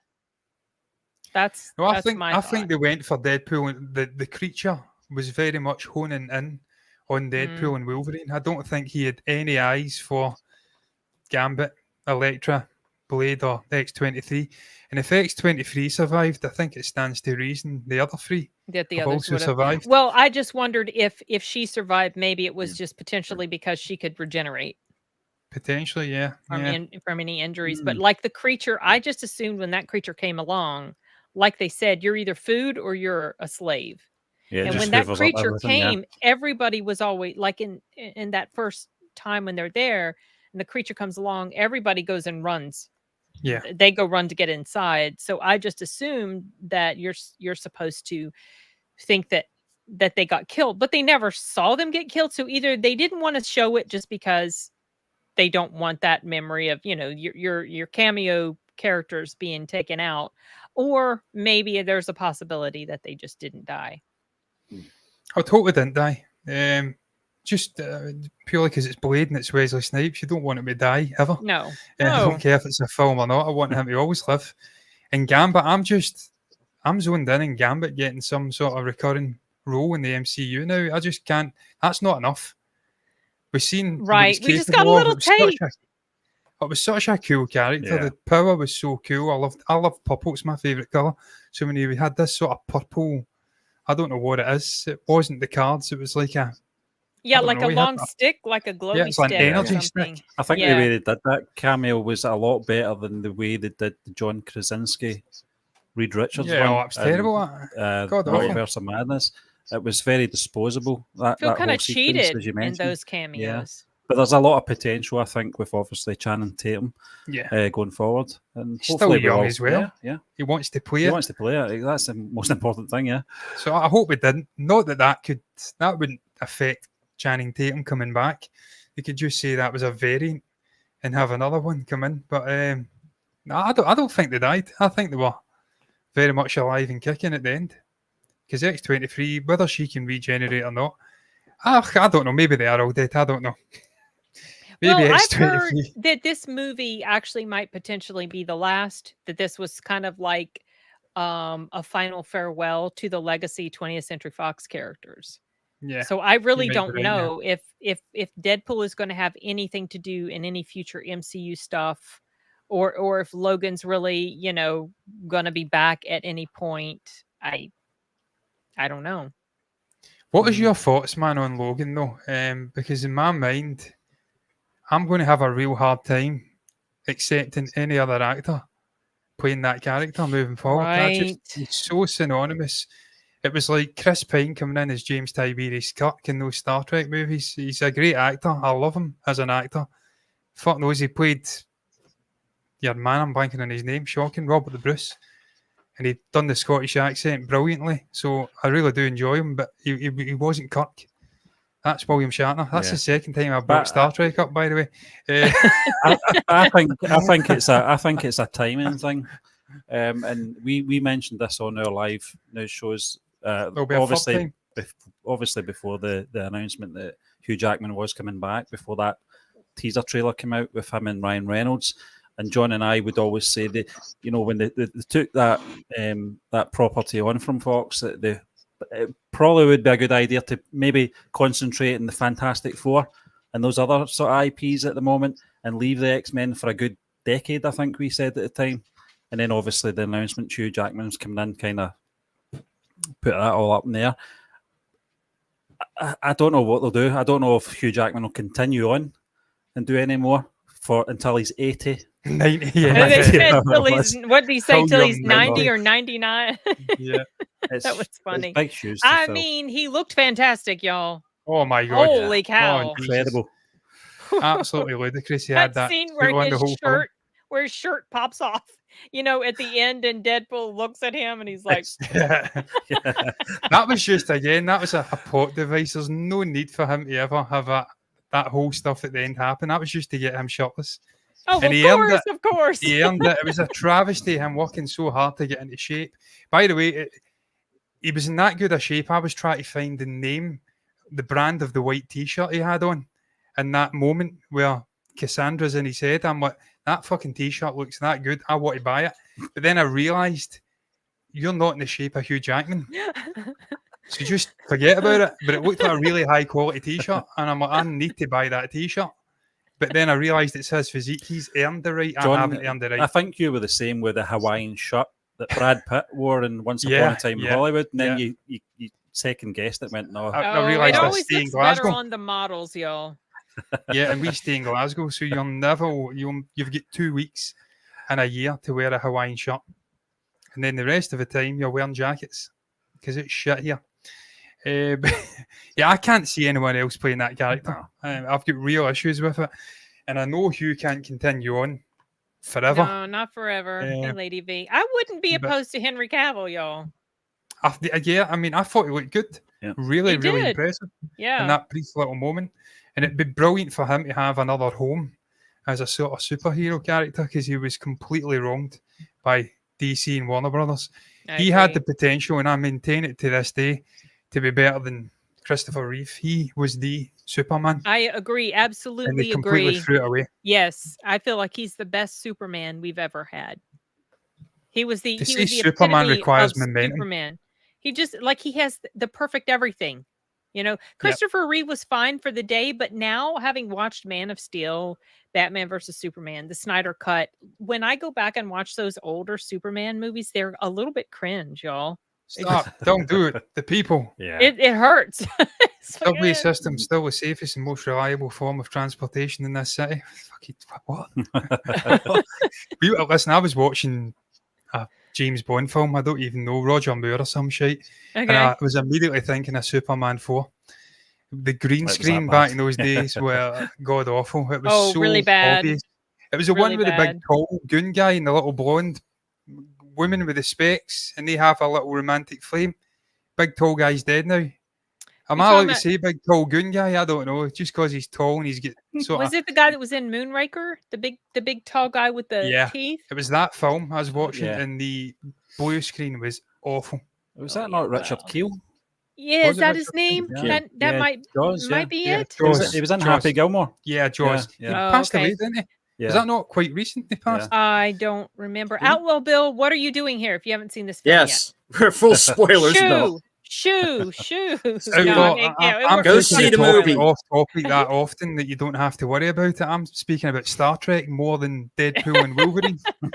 And I'm going to speak about Star Trek again because there is a reference at the To end of Star this Trek? film Okay. to Spock from the Oh. Rafakan on the window. He keeps coming back to the window. and Oh, doing yeah. stuff to Wolverine. He does that sort of. Oh, I when can't he do it. looks through the window at him, or when Yeah, he does that he with does his that at the window. hands? Yeah. Yeah, that's the third and final Star Trek reference. Okay, I didn't catch. I didn't pick up. See, yeah, there's The probably some Rafakan's stuff- one of the greatest films ever made, and I don't give I a shit kn- what anyone says. I fucking love that film. I agree. It was incredible. I don't think I could say it's the greatest film ever made, but it's No, definitely one of- my favorite Star Trek movie Yeah. for sure. I thought it Yeah. was really good. But see, that went right over my head. That was the reference to that when he did the But see- Spock thing. I know we're doing this out of sync, and I'm going to go and speak about the ending here, but I feel like the ending, the whole this whole movie is like a parody of previous movies, and Yes. the lack of levity and the lack of finality and death. That whole end sequence is just taking the piss out of the lot. When it's a really powerful moment where they're locking arms and they're sacrificing themselves, and it's a really redemptive moment for the two characters because they're quite selfish. Wade's always been quite self-absorbed and chauvinistic. He's about me. He's a man with for flair. When I say he's about me, not me. He's about himself. He's it's almost like the Dark Knight, or the end of Batman Begins. This one has what was the line, Stephen, that Commissioner Gordon says about Joker? This one has a taste for the theatrics. taste for the theatrics. Yeah. That's Wade Wilson. So for him to sacrifice himself at the end, it's like it's redemptive. That's a growth for the character. Yeah. And Wolverine as well, in that iteration, he shied away from being part of X-Men. He lost all of his friends. He became a murderer and he went down a depressive, dark hole. So for him to have that moment where he finally has a reason to sacrifice himself, that was a powerful moment at the end of the film. But then they just 2 minutes later come round the corner. We're back, bitches. Don't actually say that, but Yeah. the whole Rafa-Khan thing, Spock just comes back in the next fucking movie. He's That's true. alive in the next movie. There's no jeopardy. They just come back, and I feel like they're doing really dark, emotional stuff, and it's poignant, and then bang, they're right back again, taking the piss. And that's this movie in a microcosm for me. I think the Taking the MCU piss. as well, in terms of Jeopardy. Yeah. After that announcement on Friday, I think it was, with Robert Downey Jr. I fucking love that. I'm all about that. I know you will probably disagree. I think I'm the only person that loves this Doom announcement. Nah. I was watching the video again today. When he comes out and he just does that, he gives a little wink.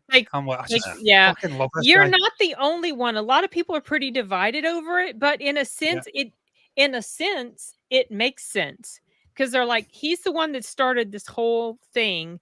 It would be fantastic. They make this variant. Well, the suspicion is, or the speculation is, he's a variant of Tony Stark who becomes Doctor Doom, and he ends up, it basically almost ends up coming full circle back around to him again. And they were talking about how strange it will be for the people in the Avengers or whatever to have to fight someone who looks like their Tony. Yeah. You know, I'm kind of interested to see where they go with it. I'm not necessarily interested in all MCU films coming out. No. I have zero interest in Captain America 4. None. I don't currently plan to see it. There's been a lot Who's of the villain in MCU. that? Do you know who the villain is? I think they showed it in I'm the trailer. it's played by Giancarlo Esposito, but I don't know Esposito, so it is. what Yeah, he character revealed it he's as well. playing. Yeah. I just Sidewinder. who Yeah. Sidewinder. Yeah, he Sidewinder. revealed I it don't at think I know Comic-Con. much about that character. I don't either. Yeah. Anthony Mackie just doesn't do it for me as Captain America. I don't feel like he's got the charisma to be a lead in a movie like Yeah. this. It just does not work for me. There have been a lot of MCU things I have actually just not even seen. I'm not even interested in Thunderbolts. I just You know, that movie there's the first MCU movie I've went to see in the theatres since No Way Home. which one? I've This not one? seen Deadpool? that one there, Deadpool and Wolverine, is the first one I've seen in the theatres since No Is Way it even Home. considered really part of the MCU? That's the thing. Yeah, I know. Yeah, it probably isn't. I don't It's think either of the two films are considered really well. It's like, Yeah. it's like, because they're Yeah. Fox, Yeah. yeah, not no Sony, Sony, yeah. and that's kind of Fox meets But I know what you mean. Marvel. I know what you mean. Yeah. Yeah. But yeah, it's probably a damning indictment of Disney then and what they're doing. I've That not seen that last Thor movie. I've not got any intention. I watched of it in the seeing house I and it was didn't. terrible. I didn't watch it either. I had No, no interest in that. But I agree, Sin, with you. As much as I'm happy to see Doctor Doom and Robert Downey playing him, it might not be comic book obviously accurate. I think it's Victor Doom or something is the name of the actual character. My initial thought was when I saw that reveal was they've just done what Lucasfilm did with Ian McDiarmid coming out on stage for the promotion of The Rise of Skywalker. Looks You a feel bit like it's a guys. desperate move. Some people do feel that way. Yeah, I can see why they feel that way because they've stumbled really hard because they've been stupid, and so now they're trying to, kind of like sort of what Deadpool does, cash in on the nostalgia factor. Well, with Deadpool, it worked though. I don't know yet if it's going to work with I just don't know. Well, they've got a lot of work to do. It's not just those two Avengers sure. movies. They For have sure. to do some real work over the next 3-4 years, bringing out excellent films to earn the trust of the actual fan base again. Get in, and backing it like this movie. It wasn't until the announcement of Robert Downey as Doom that I got a little bit more interested in Fantastic Four, because I'll be honest, I wasn't really even interested in Fantastic Four because I am so over Pedro Pascal, y'all. I'm tired. I love the guy. Tired of him.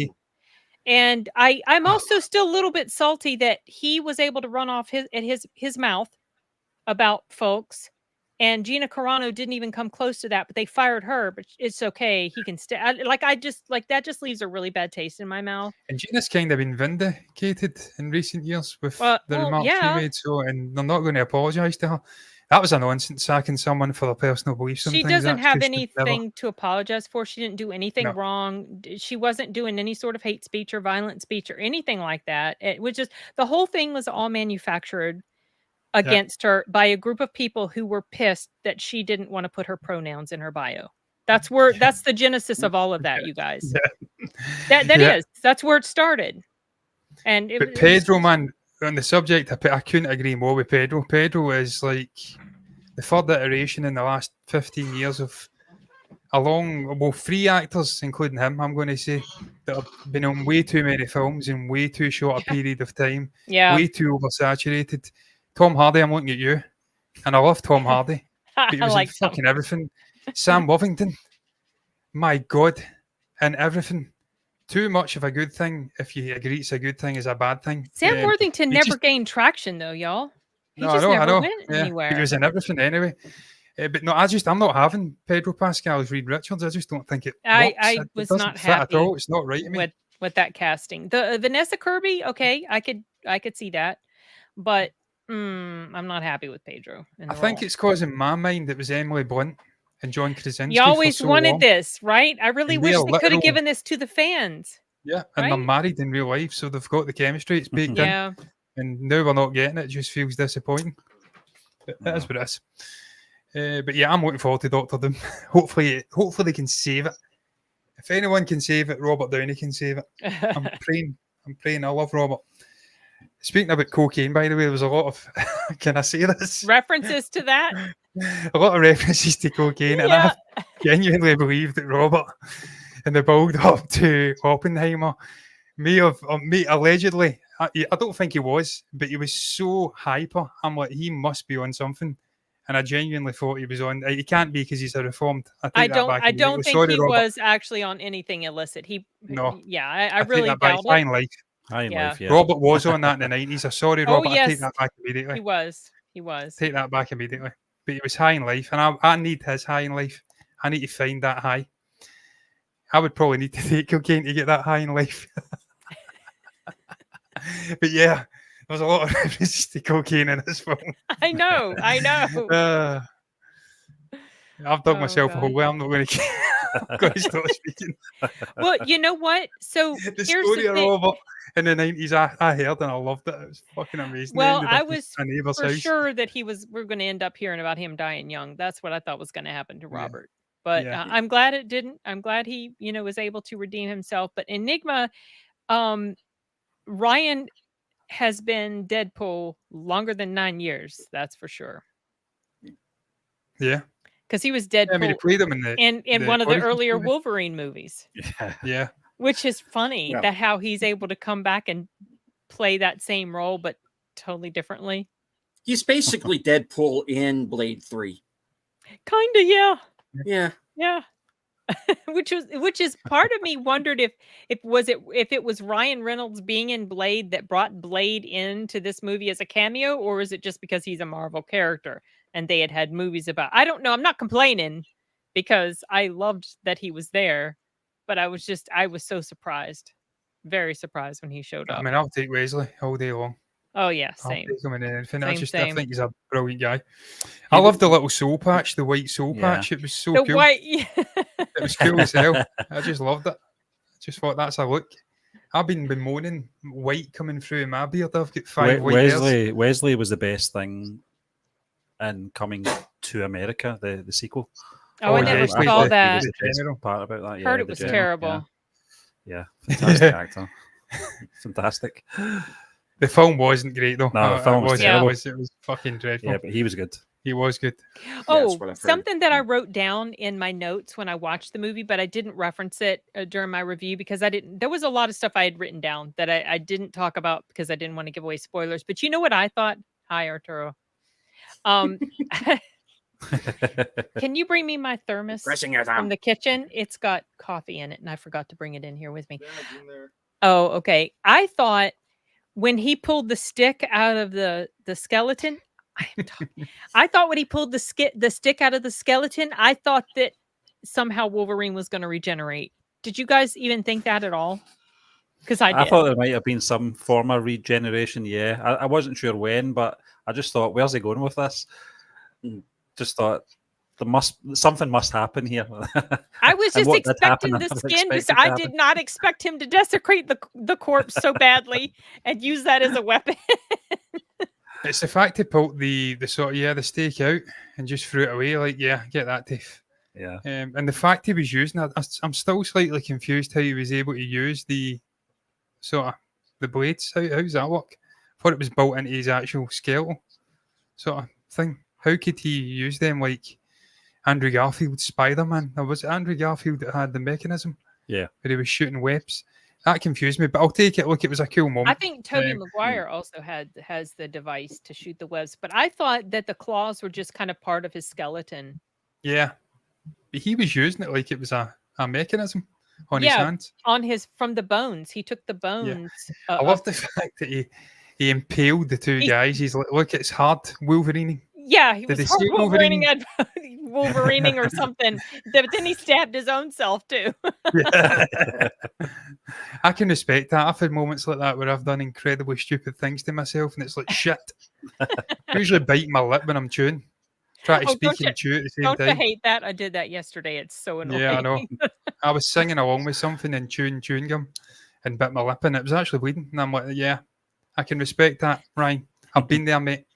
Maybe not impaling myself with metal blades, but I've been there.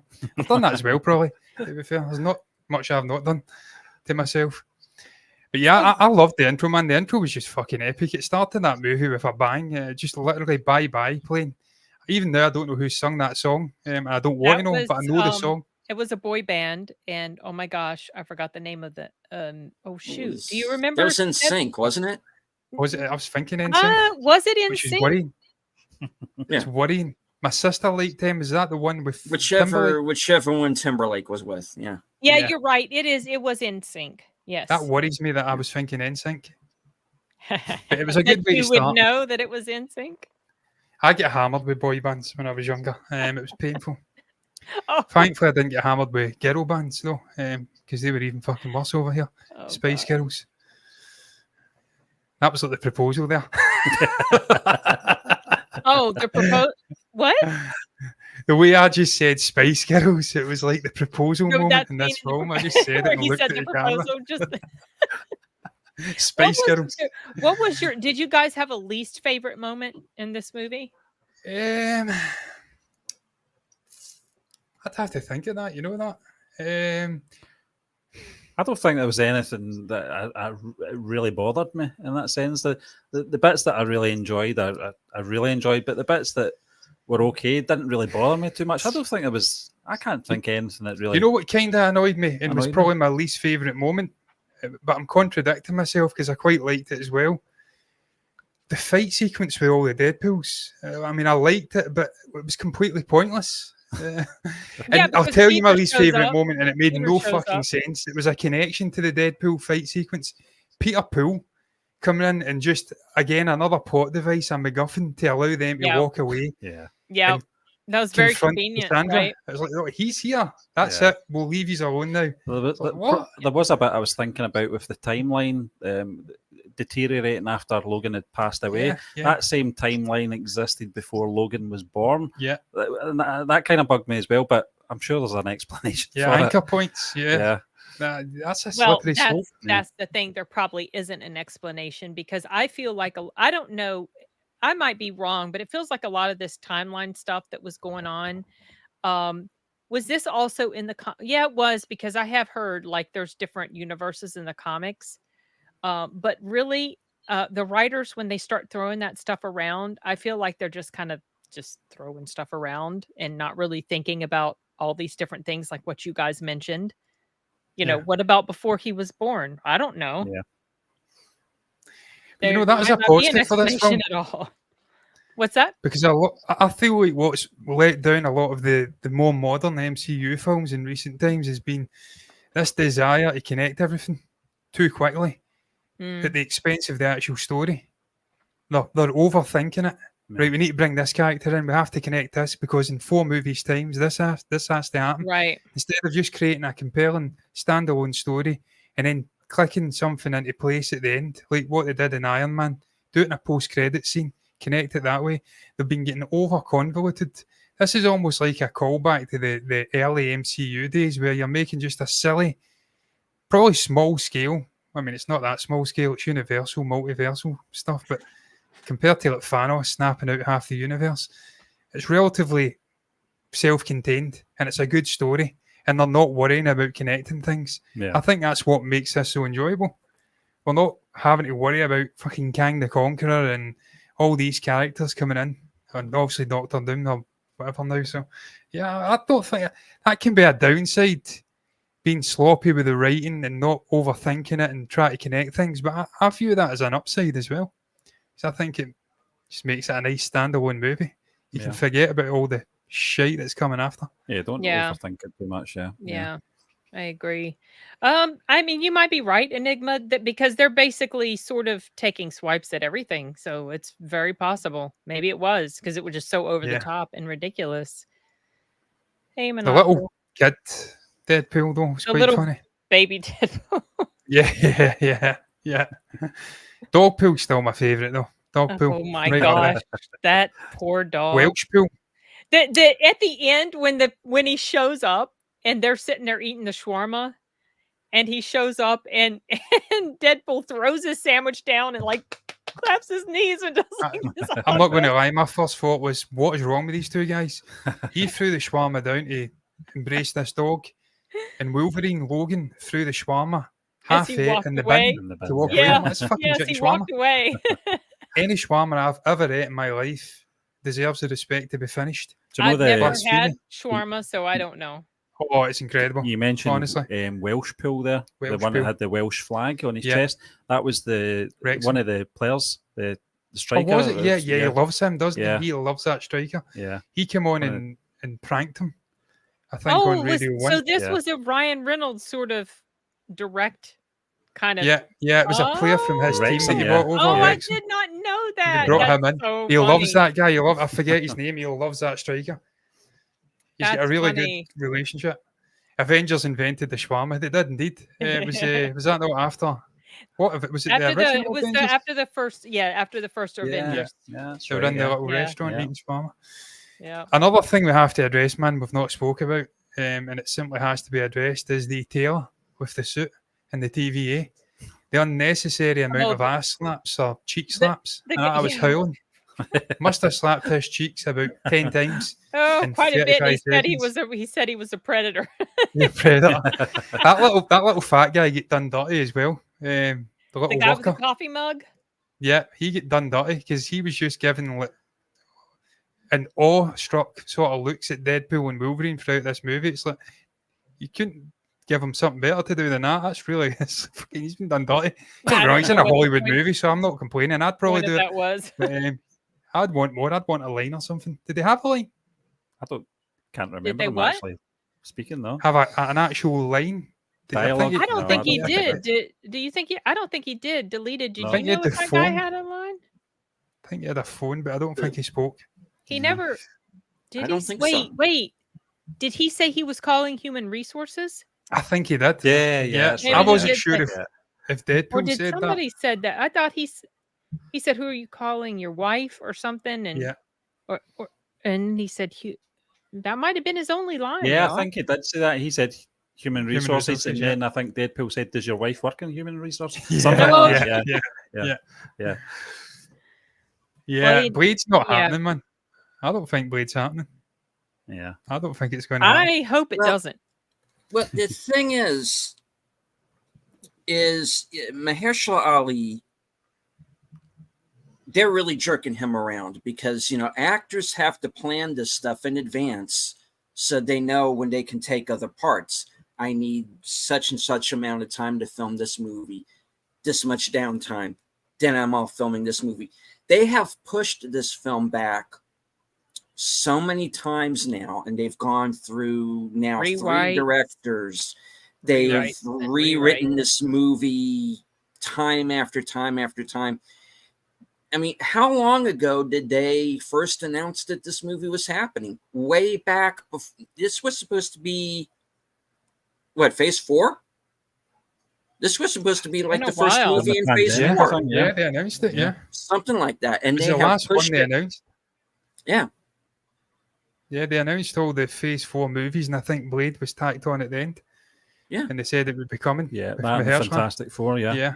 Yeah. And it's there's still, only going to be a matter of time before he says, he's older I'm as done well. waiting. Mahershala's not that young. He no. must be knocking on like 50. That's not old, but for an actor playing this kind of character, that's getting older. Yeah. But they have to move if they want to do it. Just give us Wesley Snipes again. Come, I just like Yeah. what? Yeah. I felt I'd rather the see same- Gambit.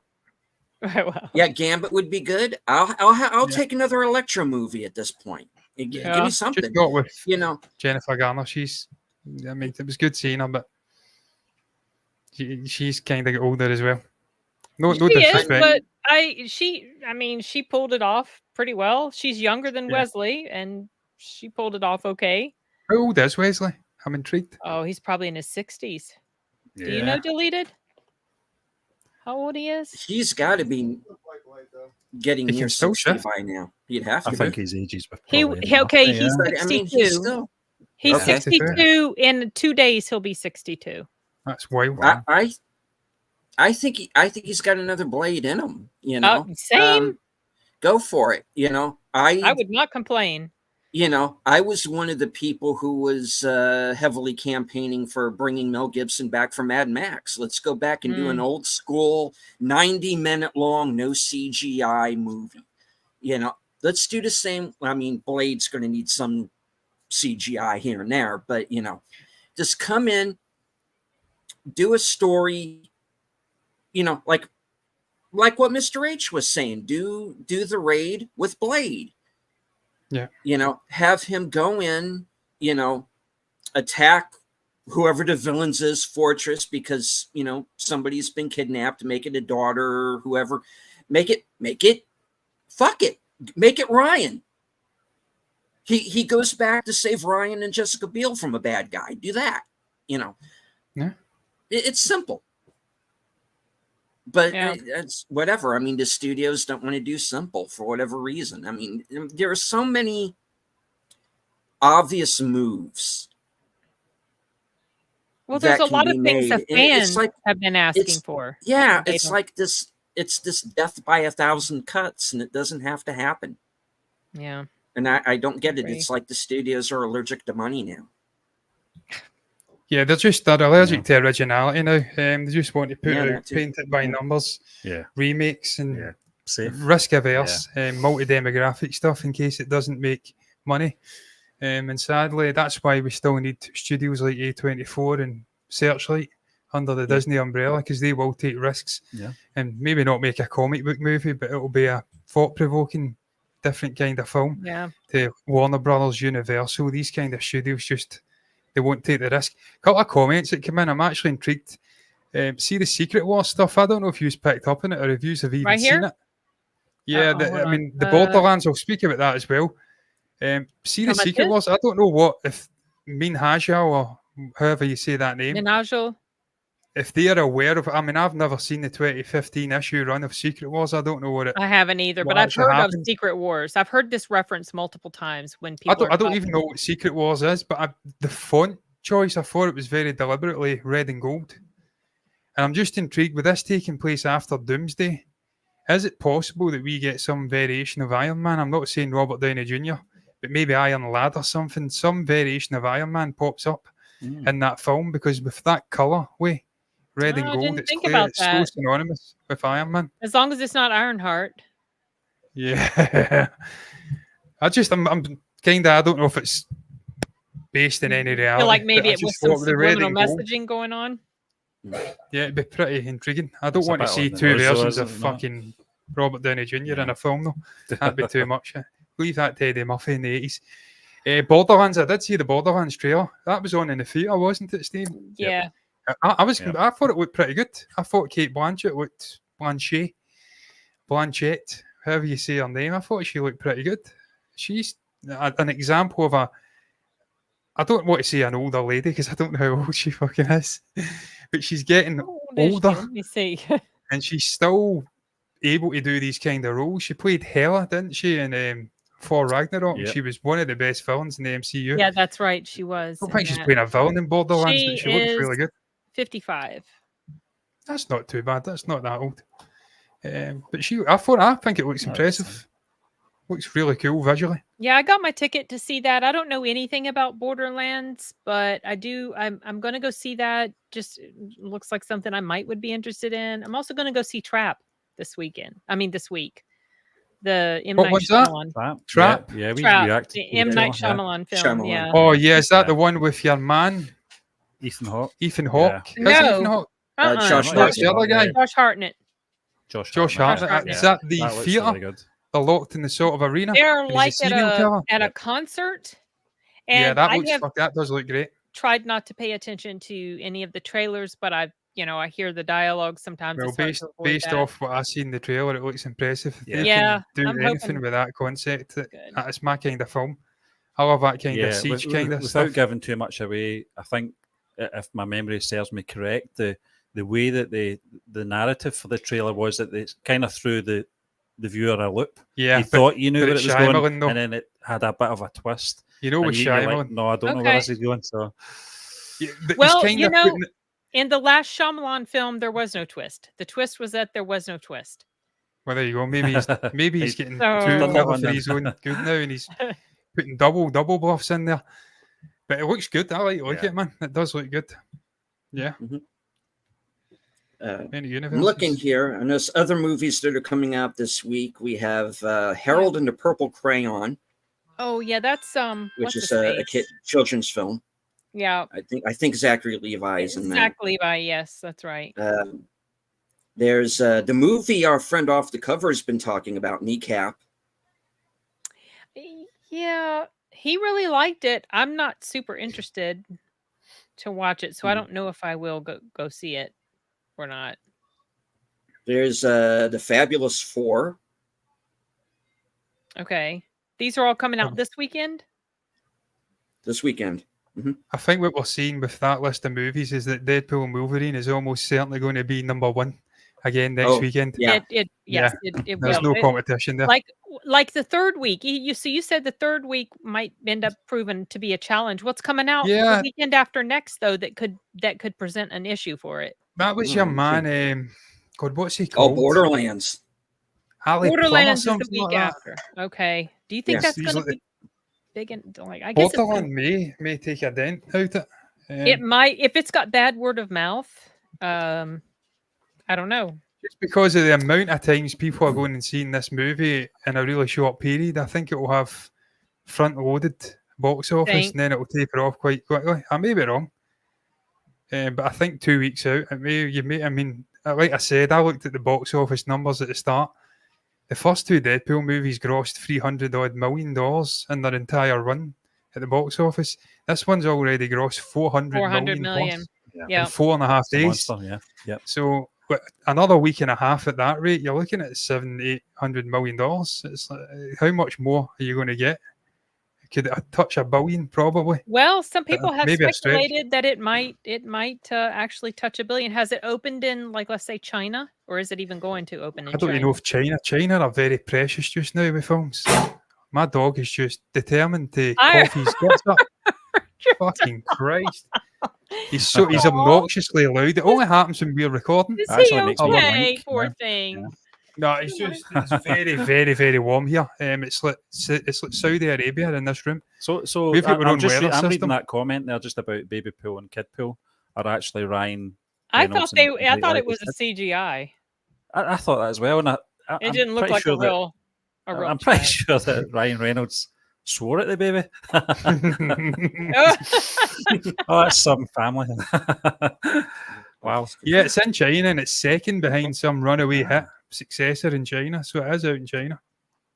Oh, that surprises me. China have been really precious about films getting released there. I don't know what that's about. They're really, really strict.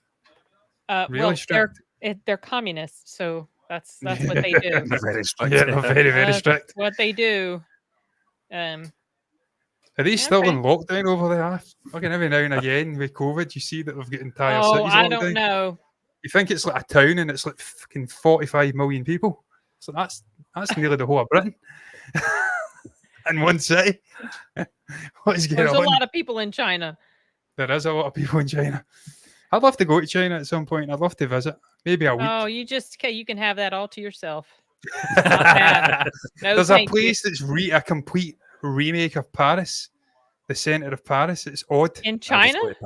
Yeah, I mean, I've been to Paris. I've been there and done it with Paris. I don't think I want to get back to Paris now for what I've seen in recent times. It's not place to be. It's another one I have zero interest in. I've been to Paris, Paris. I've done that. I've go to Chinese Paris now.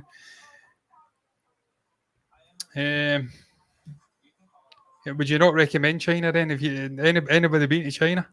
I would not recommend China ever. Yes. What about Japan, Korea? Japan, probably. South Korea, probably. I mean, I'm a little averse to communist nations, so I would South say Korea's very much capitalist, though, isn't it? South Korea, it's North Korea. I wouldn't recommend North Korea, but like Japan, Japan's got to be capitalist as well. I mean, they are. Just tech crazy. Yeah, they are. Very tech crazy. They are, Harley. I'd love to show you my dog, but I can't. Yeah, can you? Is she? Harley, come here. Come. She's going to make her call. You're going to see 50 million guitars behind us. Me and Stephen are sitting in the same room, by the way. I know you are. Yeah. We zoom up to deal with the camera quality. You'll see this shit show in a minute. Harley, sit. Can you see him? Where is she? I just see Your name is covering her up. I just see the. All right, there you go. Oh, Aw. hey! Hey, Oh, nice I one. just see her licking your hand. Oh, My boy. that's the Feeling the one heat. that's been coughing. Poor thing. Yeah, You big guys don't have, Labrador. you guys don't have AC there? No, we've got a fan. I've got a fan on full pelt. That's what I'd love to get AC, but we don't have it built into the house because our weather is that bad that we need heating, central heating, for like 10 months out of the year. And then the 2 months we don't need central heating, it's usually a fan will suffice. I'd love to get central AC, but I'd have to buy a machine. It's like buying a soft top car over here. It's pointless. Yeah. You Oh, you I wouldn't get the see. benefit of it. Yeah, And the so only you can people just who like have soft top cars are baldy. Strangely enough. you can just Fucking make weird. do when it's a little uncomfortable every once in a while. Oh, listen, I love the heat. I'm loving it. I'll just sit, take the top off and sweat it like a sumo in a sauna. I'm absolutely happy. Okay, so what's Um, hot to you guys? That's what I want to know. See, Um, Deleted and I, we're both in the southeastern U.S. and it's quite yeah, I mean, quite you'll warm. destroy us then. I reckon probably about 28 degrees I Celsius knew you were going to give me the Celsius. Hold on, because I don't know what that in the is. day. And Yeah, probably that's about that's a Scottish thing. 17, I- 18 degrees Not just Celsius at Scottish. night. It's all It's the rest quite of the warm. world thing, y'all. The U.S. doesn't Yeah. just. Okay, so you say, wait, did you say 28 during the day or at night? 28 during the day would be pretty fucking warm here, yeah. Okay, Eight- so it's like 17, 80. 18 at night. Okay, so that's like 82. Yeah. And It's at not night, Death Valley, to be fair. yeah. So like right now, my days have been in the 80s, which is a bit of a relief from the 90s and near 100 that we had earlier. So it's not Wow. wasn't feeling too bad today in the 80s. Oh my god! I mean, I love the heat. I love it. I'm trying to get a tan. You can see I'm burnt in my neck because I'm trying to get the tan. We've had a shit summer right up until the last 2 weeks or so, and then it's finally started to get dry and pretty sunny, regular. So I'm out trying to get my tan. I call it the Yul Brenner tan. I think If you've seen the Ten Commandments, I'm a slaphead, as you know. I mean, I take the hat off. I'm like, look at that mark across my head. I try to go for the Yul Brenner Ramesses 10 Commandments tan. That's what I try to gun for every year. Oh, I forgot Never he get it. played that character. Okay. Yeah, he All right. played the sort of stepbrother of Moses, didn't he? Yeah. In Yeah. the Ten Commandments. I try to go for that. But even Yul Brenner didn't get that tan naturally. He was literally fucking painting that tan on his body. So, but that's the colour I try to aspire to. And Scotland doesn't allow me to get it. No. Because it's just determined to be shit. Miserable. Like, And now yeah. they're talking about the Gulf Stream breaking down in the Atlantic and giving us minus 30 degrees weather, Oh, potentially at the end of my life. I'm moving to Australia. Fuck the spiders. well, Australia is really if you like the heat, I guess you'll like Australia. I've heard that. You know where I very want hot. to move to, man, but I can't bring myself to move to. Well, I can't because I'm never going to move. But I heard Sacramento in California for 2 months in the year is the driest place on earth. It never Really? rains. Apparently, it's that bad that when it finally does rain, I'm getting off piste here. I keep saying skiing terminology like I ski. I've never skied in my fucking life. I'm getting off topic here. Apparently, when it does finally rain, the oil on the roads, it becomes an actual hazard and people crash their cars and stuff like that. It's dry for that long. Well, I So don't. that's where I need to go. I don't know that that's exclusive to Sacramento. I think in a lot of places in California, when it rains, they literally do not know what to do. Yeah, that Because sounds my and life. That's where I want to be. I hate the rain. Conan O'Brien made a joke about Californians freaking out over the rain all the time, and it's just because it's not Come to Scotland. a common thing. Scotland's like I the hate rainy the rain. monsoon I season in hate the India rain. all year. I can't. I don't like my least favorite seasons are the late fall and the winter. Yeah. Because it's really gray and it gets dark early because we do the Oh my stupid God, it time starts at 4 change. It o'clock, gets yeah. dark at like 4:30. Yeah. It's so depressing. I can't stand it. And the thing is, So- I'm a courier. I work outside. So I'm out working in the dark for like 3.5 hours, pitch black. And it's Oof. fucking horrendous. It's horrendous. And then I spoke to someone recently, again, getting off topic, I do apologise. That's okay. I think we kind of wrapped up our Deadpool Yeah. combo She anyway. moved from California. She took her poor husband, he was born in California, and dragged him over to Scotland, into Glasgow. Why? I'm like, why? She said to me, I love the rain. I'm like, you're mentally ill. Okay. My daughter, she likes gray days and rain. No. I've told her she's the strange one. Yeah. Because most people do not like that. I literally said, I believe in multiple lives. I believe, is it Buddhism? I don't know. Where you transcend and you reach a certain wisdom, you go up a level, you relive until I don't know what Buddhism is. I'm not a Buddhist. Reincarnation and stuff. Yeah, I believe in that, and I believe I've been sent here as a punishment. I think I was a particularly evil person in my past life. Sent to Scotland. Potentially a suicide bomber or a mass murderer or something. I've been sent here in the wettest place on earth, in literally the windiest To make you fucking miserable. country, and it rains all the time, and I hate both. We've actually got islands in the north of Scotland that don't have trees. It's that windy. Yeah. Trees can't grow in the islands because it's so windy. It's horrendous. It's a horrific country. It sounds People come here. miserable. It sounds People come absolutely here. miserable. They want to visit here. They think it's great. It's fucking shit. We sent our criminals to Australia. Australia. What is going on? We thought they were getting punished. They're laughing at us, man. They're like, fucking yes, get it up. He's terrible. I'll moan about Scottish weather all day. All day long. Sorry. Man. It sounds miserable. I would rather. Yeah, no, So it sounds miserable. Where is it you stay then? What part of America are you from? isn't it? Georgia? Yeah. So, Deleted and I are both in the southeastern U.S. Yeah. Which includes multiple states, and my mailing address is Georgia, and Deleted Georgia. is South Carolina. And it's that's hot where- in both places. That's where REM are from. Yeah. Athens. Yeah. God, yeah. Wait, Yeah. wait, REM, the Yeah. group? Yeah, the band, yeah. Yeah. Wait, the singer, the main singer? Yeah, I thought he was a New Yeah. Yorker. That Yeah, surprised me. they're all Why from- did I think he wasn't even American? Athens. I've never heard Yeah. him talk. That's why. Stephen's got a great talking about rainy days in Scotland. Stephen's got a memorable rainy day where Have I? you Oh, went right, to yeah, see Stirling- REM in Stirling Castle. Stirling Castle. Yeah, that was Raining, that was summer. incredible. Yeah. Went on I've holiday seen the them next live day. as well. Yeah. Yeah, they're incredible. One of Oh, my really? biggest Yeah. regrets in life is not seeing REM live. I absolutely love REM. Them And- and Beastie Boys. Do you know something? See Michael Stipe from REM. Because it was raining, he did a rendition of the Creedence Clearwater Revival song. Have you Oh. ever seen the rain? Have you Yeah. ever seen the rain? Oh, that- Aw. yeah, it was really good. Yeah, I they're like a great that- I like band. that song. Phenomenal band. I've learnt a couple of their parts on the Yeah. guitar. They're just outstanding. I'd have loved to have seen them live. Bowie, REM, and the Beastie Boys. What a combination. They shouldn't work, but the bands I like and I've never seen live. I'm kind of glad I didn't see the Beastie Boys live because it was a bit violent, I've heard. And I'm all for violence, but not when I'm going to listen to music. Oh, you mean like You with haven't the seen- crowd? Yeah. Sorry? Mm.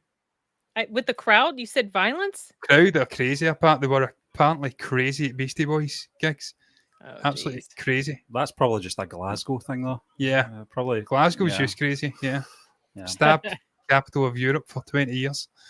Yeah. Not a good place. Is it B-52s from Georgia as well? The don't know. group, the B-52s? I honestly Yeah. don't know. Where is Donald Glover from? Because I know he did a show called Atlanta, and that's in Georgia, isn't it? I fucking love Donald yes. Glover, by the way. Hold on, hold on, I'll let you know. Is he from Georgia? I don't No, know. he's if born in from- California. Yeah, he was born born in at Air Force Edwards, California. Yeah. Yeah, I love Donald. I think my daughter might be calling me. Yes, so yes. I might have Oh, to- it's past midnight for you guys, right? yeah. Yeah, my So night's we just probably- getting started. I always joke I've got a Midwest time zone. I go to my bed the You same time as stay people up in the super Midwest. late. I stay up crazy late. People are going to their bed in America and I'm still up. I'm Well, a crackpot. what time do you get up in the morning? I go to my bed at roughly about 4 a.m. and I get up at like at 11:30 in the morning. Oh, so My you're work's flexible. I can so I get okay, like 7.5 okay. hours sleep, but I get up at like 11:30 in the morning I used and I to go to do my bed that. at 4 a.m.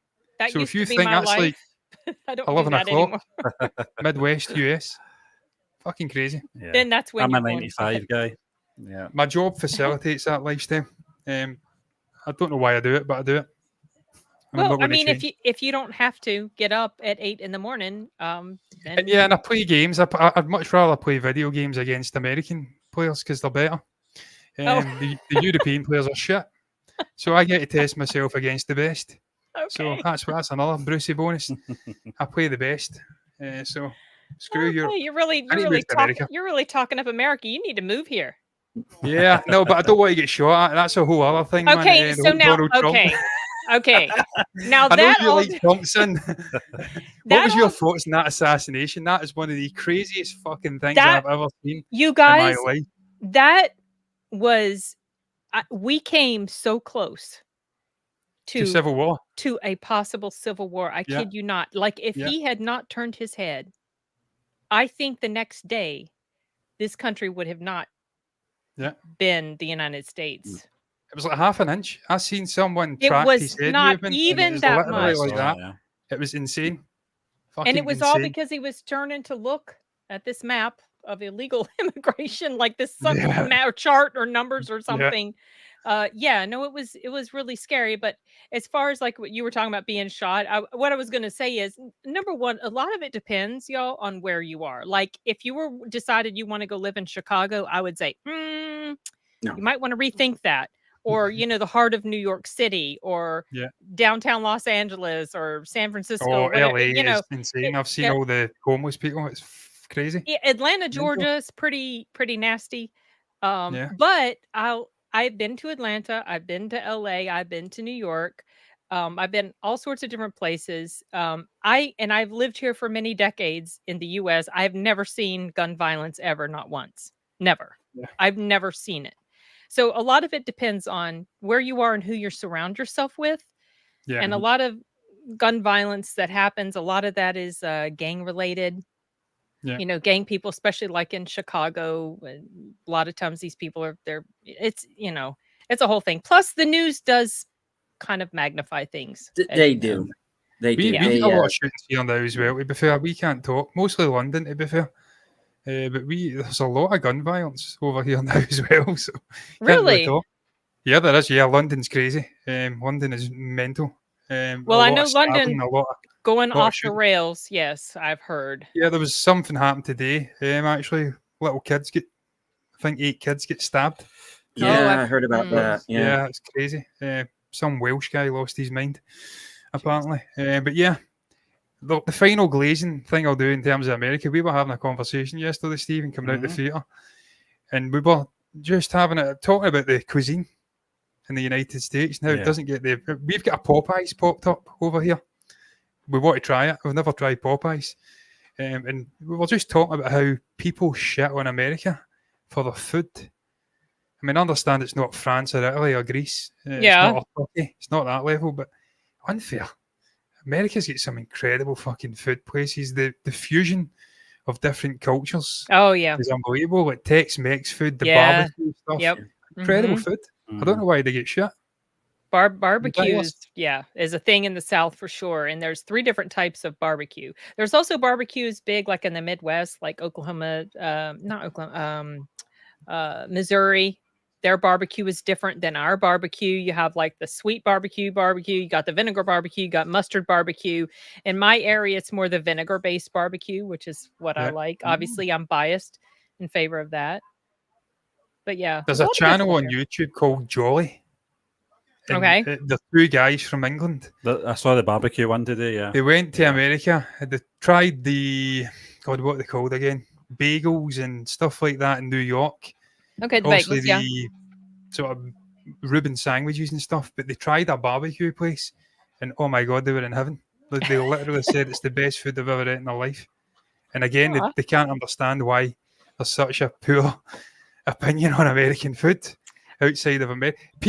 Americans get so much shit from Europe and stuff like that. Yeah. You've noticed that too, huh?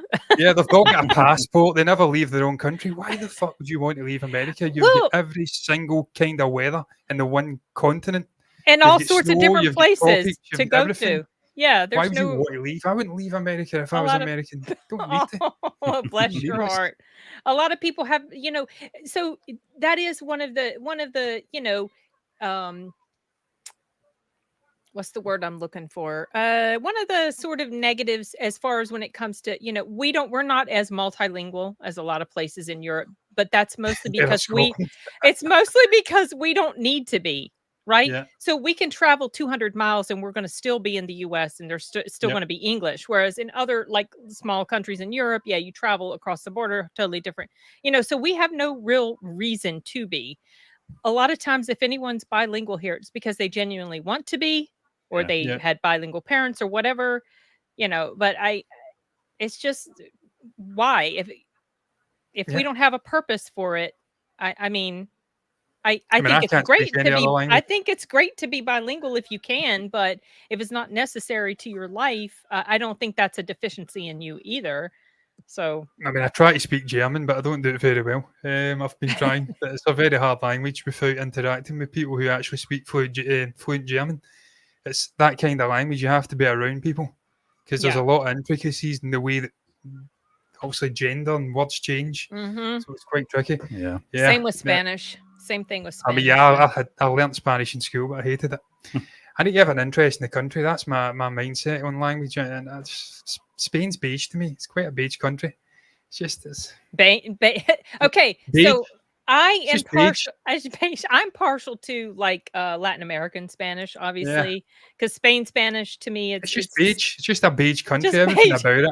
I mean, I've been there so many times. It's just a fucking mid country. It's beige. I've never been there. Italy and Germany and Greece and Turkey and places like that. You're talking. I like the Mediterranean sort of countries. Technically, Spain is a med country, but yeah, it's mid. It's not a Mid, great country. okay. It's average. And they think they're so special. Fuck yous. They think they're great. Oh, we eat seafood. I do get the sense that a lot of Europeans kind of look down on us Americans. Yeah, like Yeah, I think the mean, continental certainly- Europeans definitely do. Yeah, But certainly, they look down on us as well. we have so don't we take have it our personal. issues, whatever, but a lot of people do. It's not just us. They look. So- We get Scottish people get looked down on by everybody. We get slagged they? about our accent. Yeah, oh god, we're the joke of Europe. Nobody can understand you. So you silly little ginger Scottish people. Oh, you're so cute. These are so shit at everything. So you can kind of These are loud and identify these drink- with what us Americans have to go through. Scotland, and I'm going to. This is the last thing I'll say because we probably have to go because Steve, it's getting late as hell. But Scotland, I always view Scotland as being like the Dutch are us, but better. Look at Netherlands. You've heard of the Netherlands? Yeah, the country? yeah. They're Scotland, but better. Why would you want to be Scottish? Just be Dutch. They're bigger. They're better. They Oh, look better. They drink more, and they handle their drink better. They're just us, but better. I've been to Holland. It's an incredible country. They're just us, but better and better weather. So yeah, just don't be Scottish. yeah. Maybe the weather's probably. I wouldn't know. Oh, it definitely is. It's better. I've been to Rotterdam. I've been to quite a few places. Holland's better. Better country. Okay, before we wrap up, did you guys pick up on this? Yeah. This has been mentioned multiple times about the Thor, him dying in Thor's arms as a foreshadowing of Secret Wars. I wouldn't know. Yeah. I don't know if it's foreshadowing because I don't know Secret Wars, but it was heavily hinted that was something that was to come. Yeah. And I think Paradox said, "Oh, you're not supposed to see that," and he quickly tried to get it off the screen. Right. So I think we're hinting that Deadpool's probably going to die or something later on, and I think Thor's going to be upset about it. Going to be the one. Oh my gosh. I think Thor's going to be upset, which is intriguing. They're going to have to do a lot of character building between those two characters. Yeah, between now they and then. will. Yeah. That's going to take a lot of work. Don't know how they're going to make that work because they've had no interactions. Nope, none. So yeah, so I don't know. There's these little hints of possibilities of something further happening with these characters together. And the problem is you can't go by the comics because the MCU has not really followed the comics in a lot of ways. No. So I mean, that's true. So that whole we have to reference to Wade dying in Secret Wars, that might not mean a thing. Maybe that was just a little bit of fan service. Probably just for the fun of it. It's probably just to massage Wade's sort of ego. I'm gonna feed. I'm wrapping up the live stream and then I'll. Yeah. Making him feel more important than he is. Her Massaging food the is heel. ready, Aurelia. Sorry. I loved the fact with that he just kept referencing 4 as he woke out of a sleep. Yeah, multiple Kept saying times. 4. Yeah, he said it quite a few times. God of Thunder, something like that. That was quite good. He really enjoyed the fact that 4 had connected with him and was crying over his loss. He's Yeah, like, "Fucking hell, yeah. 4." And he was doing the saluting to Cap as well. So he Oh, yeah. wants acceptance He from the truly Avengers. wants to be part of that. I don't think he's group. going to get it. I don't think so. I'll be amazed if Deadpool's in an MCU I don't think movie. he would fit in I too well if he just did. don't think it's going to happen. They're I saying don't- it will, but I don't think it will. I How don't, I do don't you- think you he's going to can't- be a good Avenger. You can't do it, Deadpool. It's impossible. You can't make an R-rated character like that fit in a PG film. Oh, It can't yeah, work. that's true. He would not be at home at all, and we wouldn't want him to be tamed. So No. okay, well, I'm going to go ahead and wrap this up. We've been at it a bit longer than I think we were anticipating. We got coffin dogs and daughters calling dads, so we'll go ahead and wrap this That's up. my fault. I'm sorry. I like the No, sound of my own voice and I no. talk a lot. It's A lot. okay. No, No, it's it's fine. fine. A lot. This is the way it is with us. I'm glad that you both were able, like MBE and Deleted were both able to join me. On Yeah, this it's great being stream. on with you guys. We got to do this again sometime. Yeah, Yeah, Yeah, definitely. Yeah. yeah. It's Yeah, been it's a good bit having a since little conversation. we've done something together. So yeah, let's try to do more of this. So it'll be fun. And thank you, everyone. I'm going to go ahead and click end stream, and we'll see you guys later. Take care. Adios.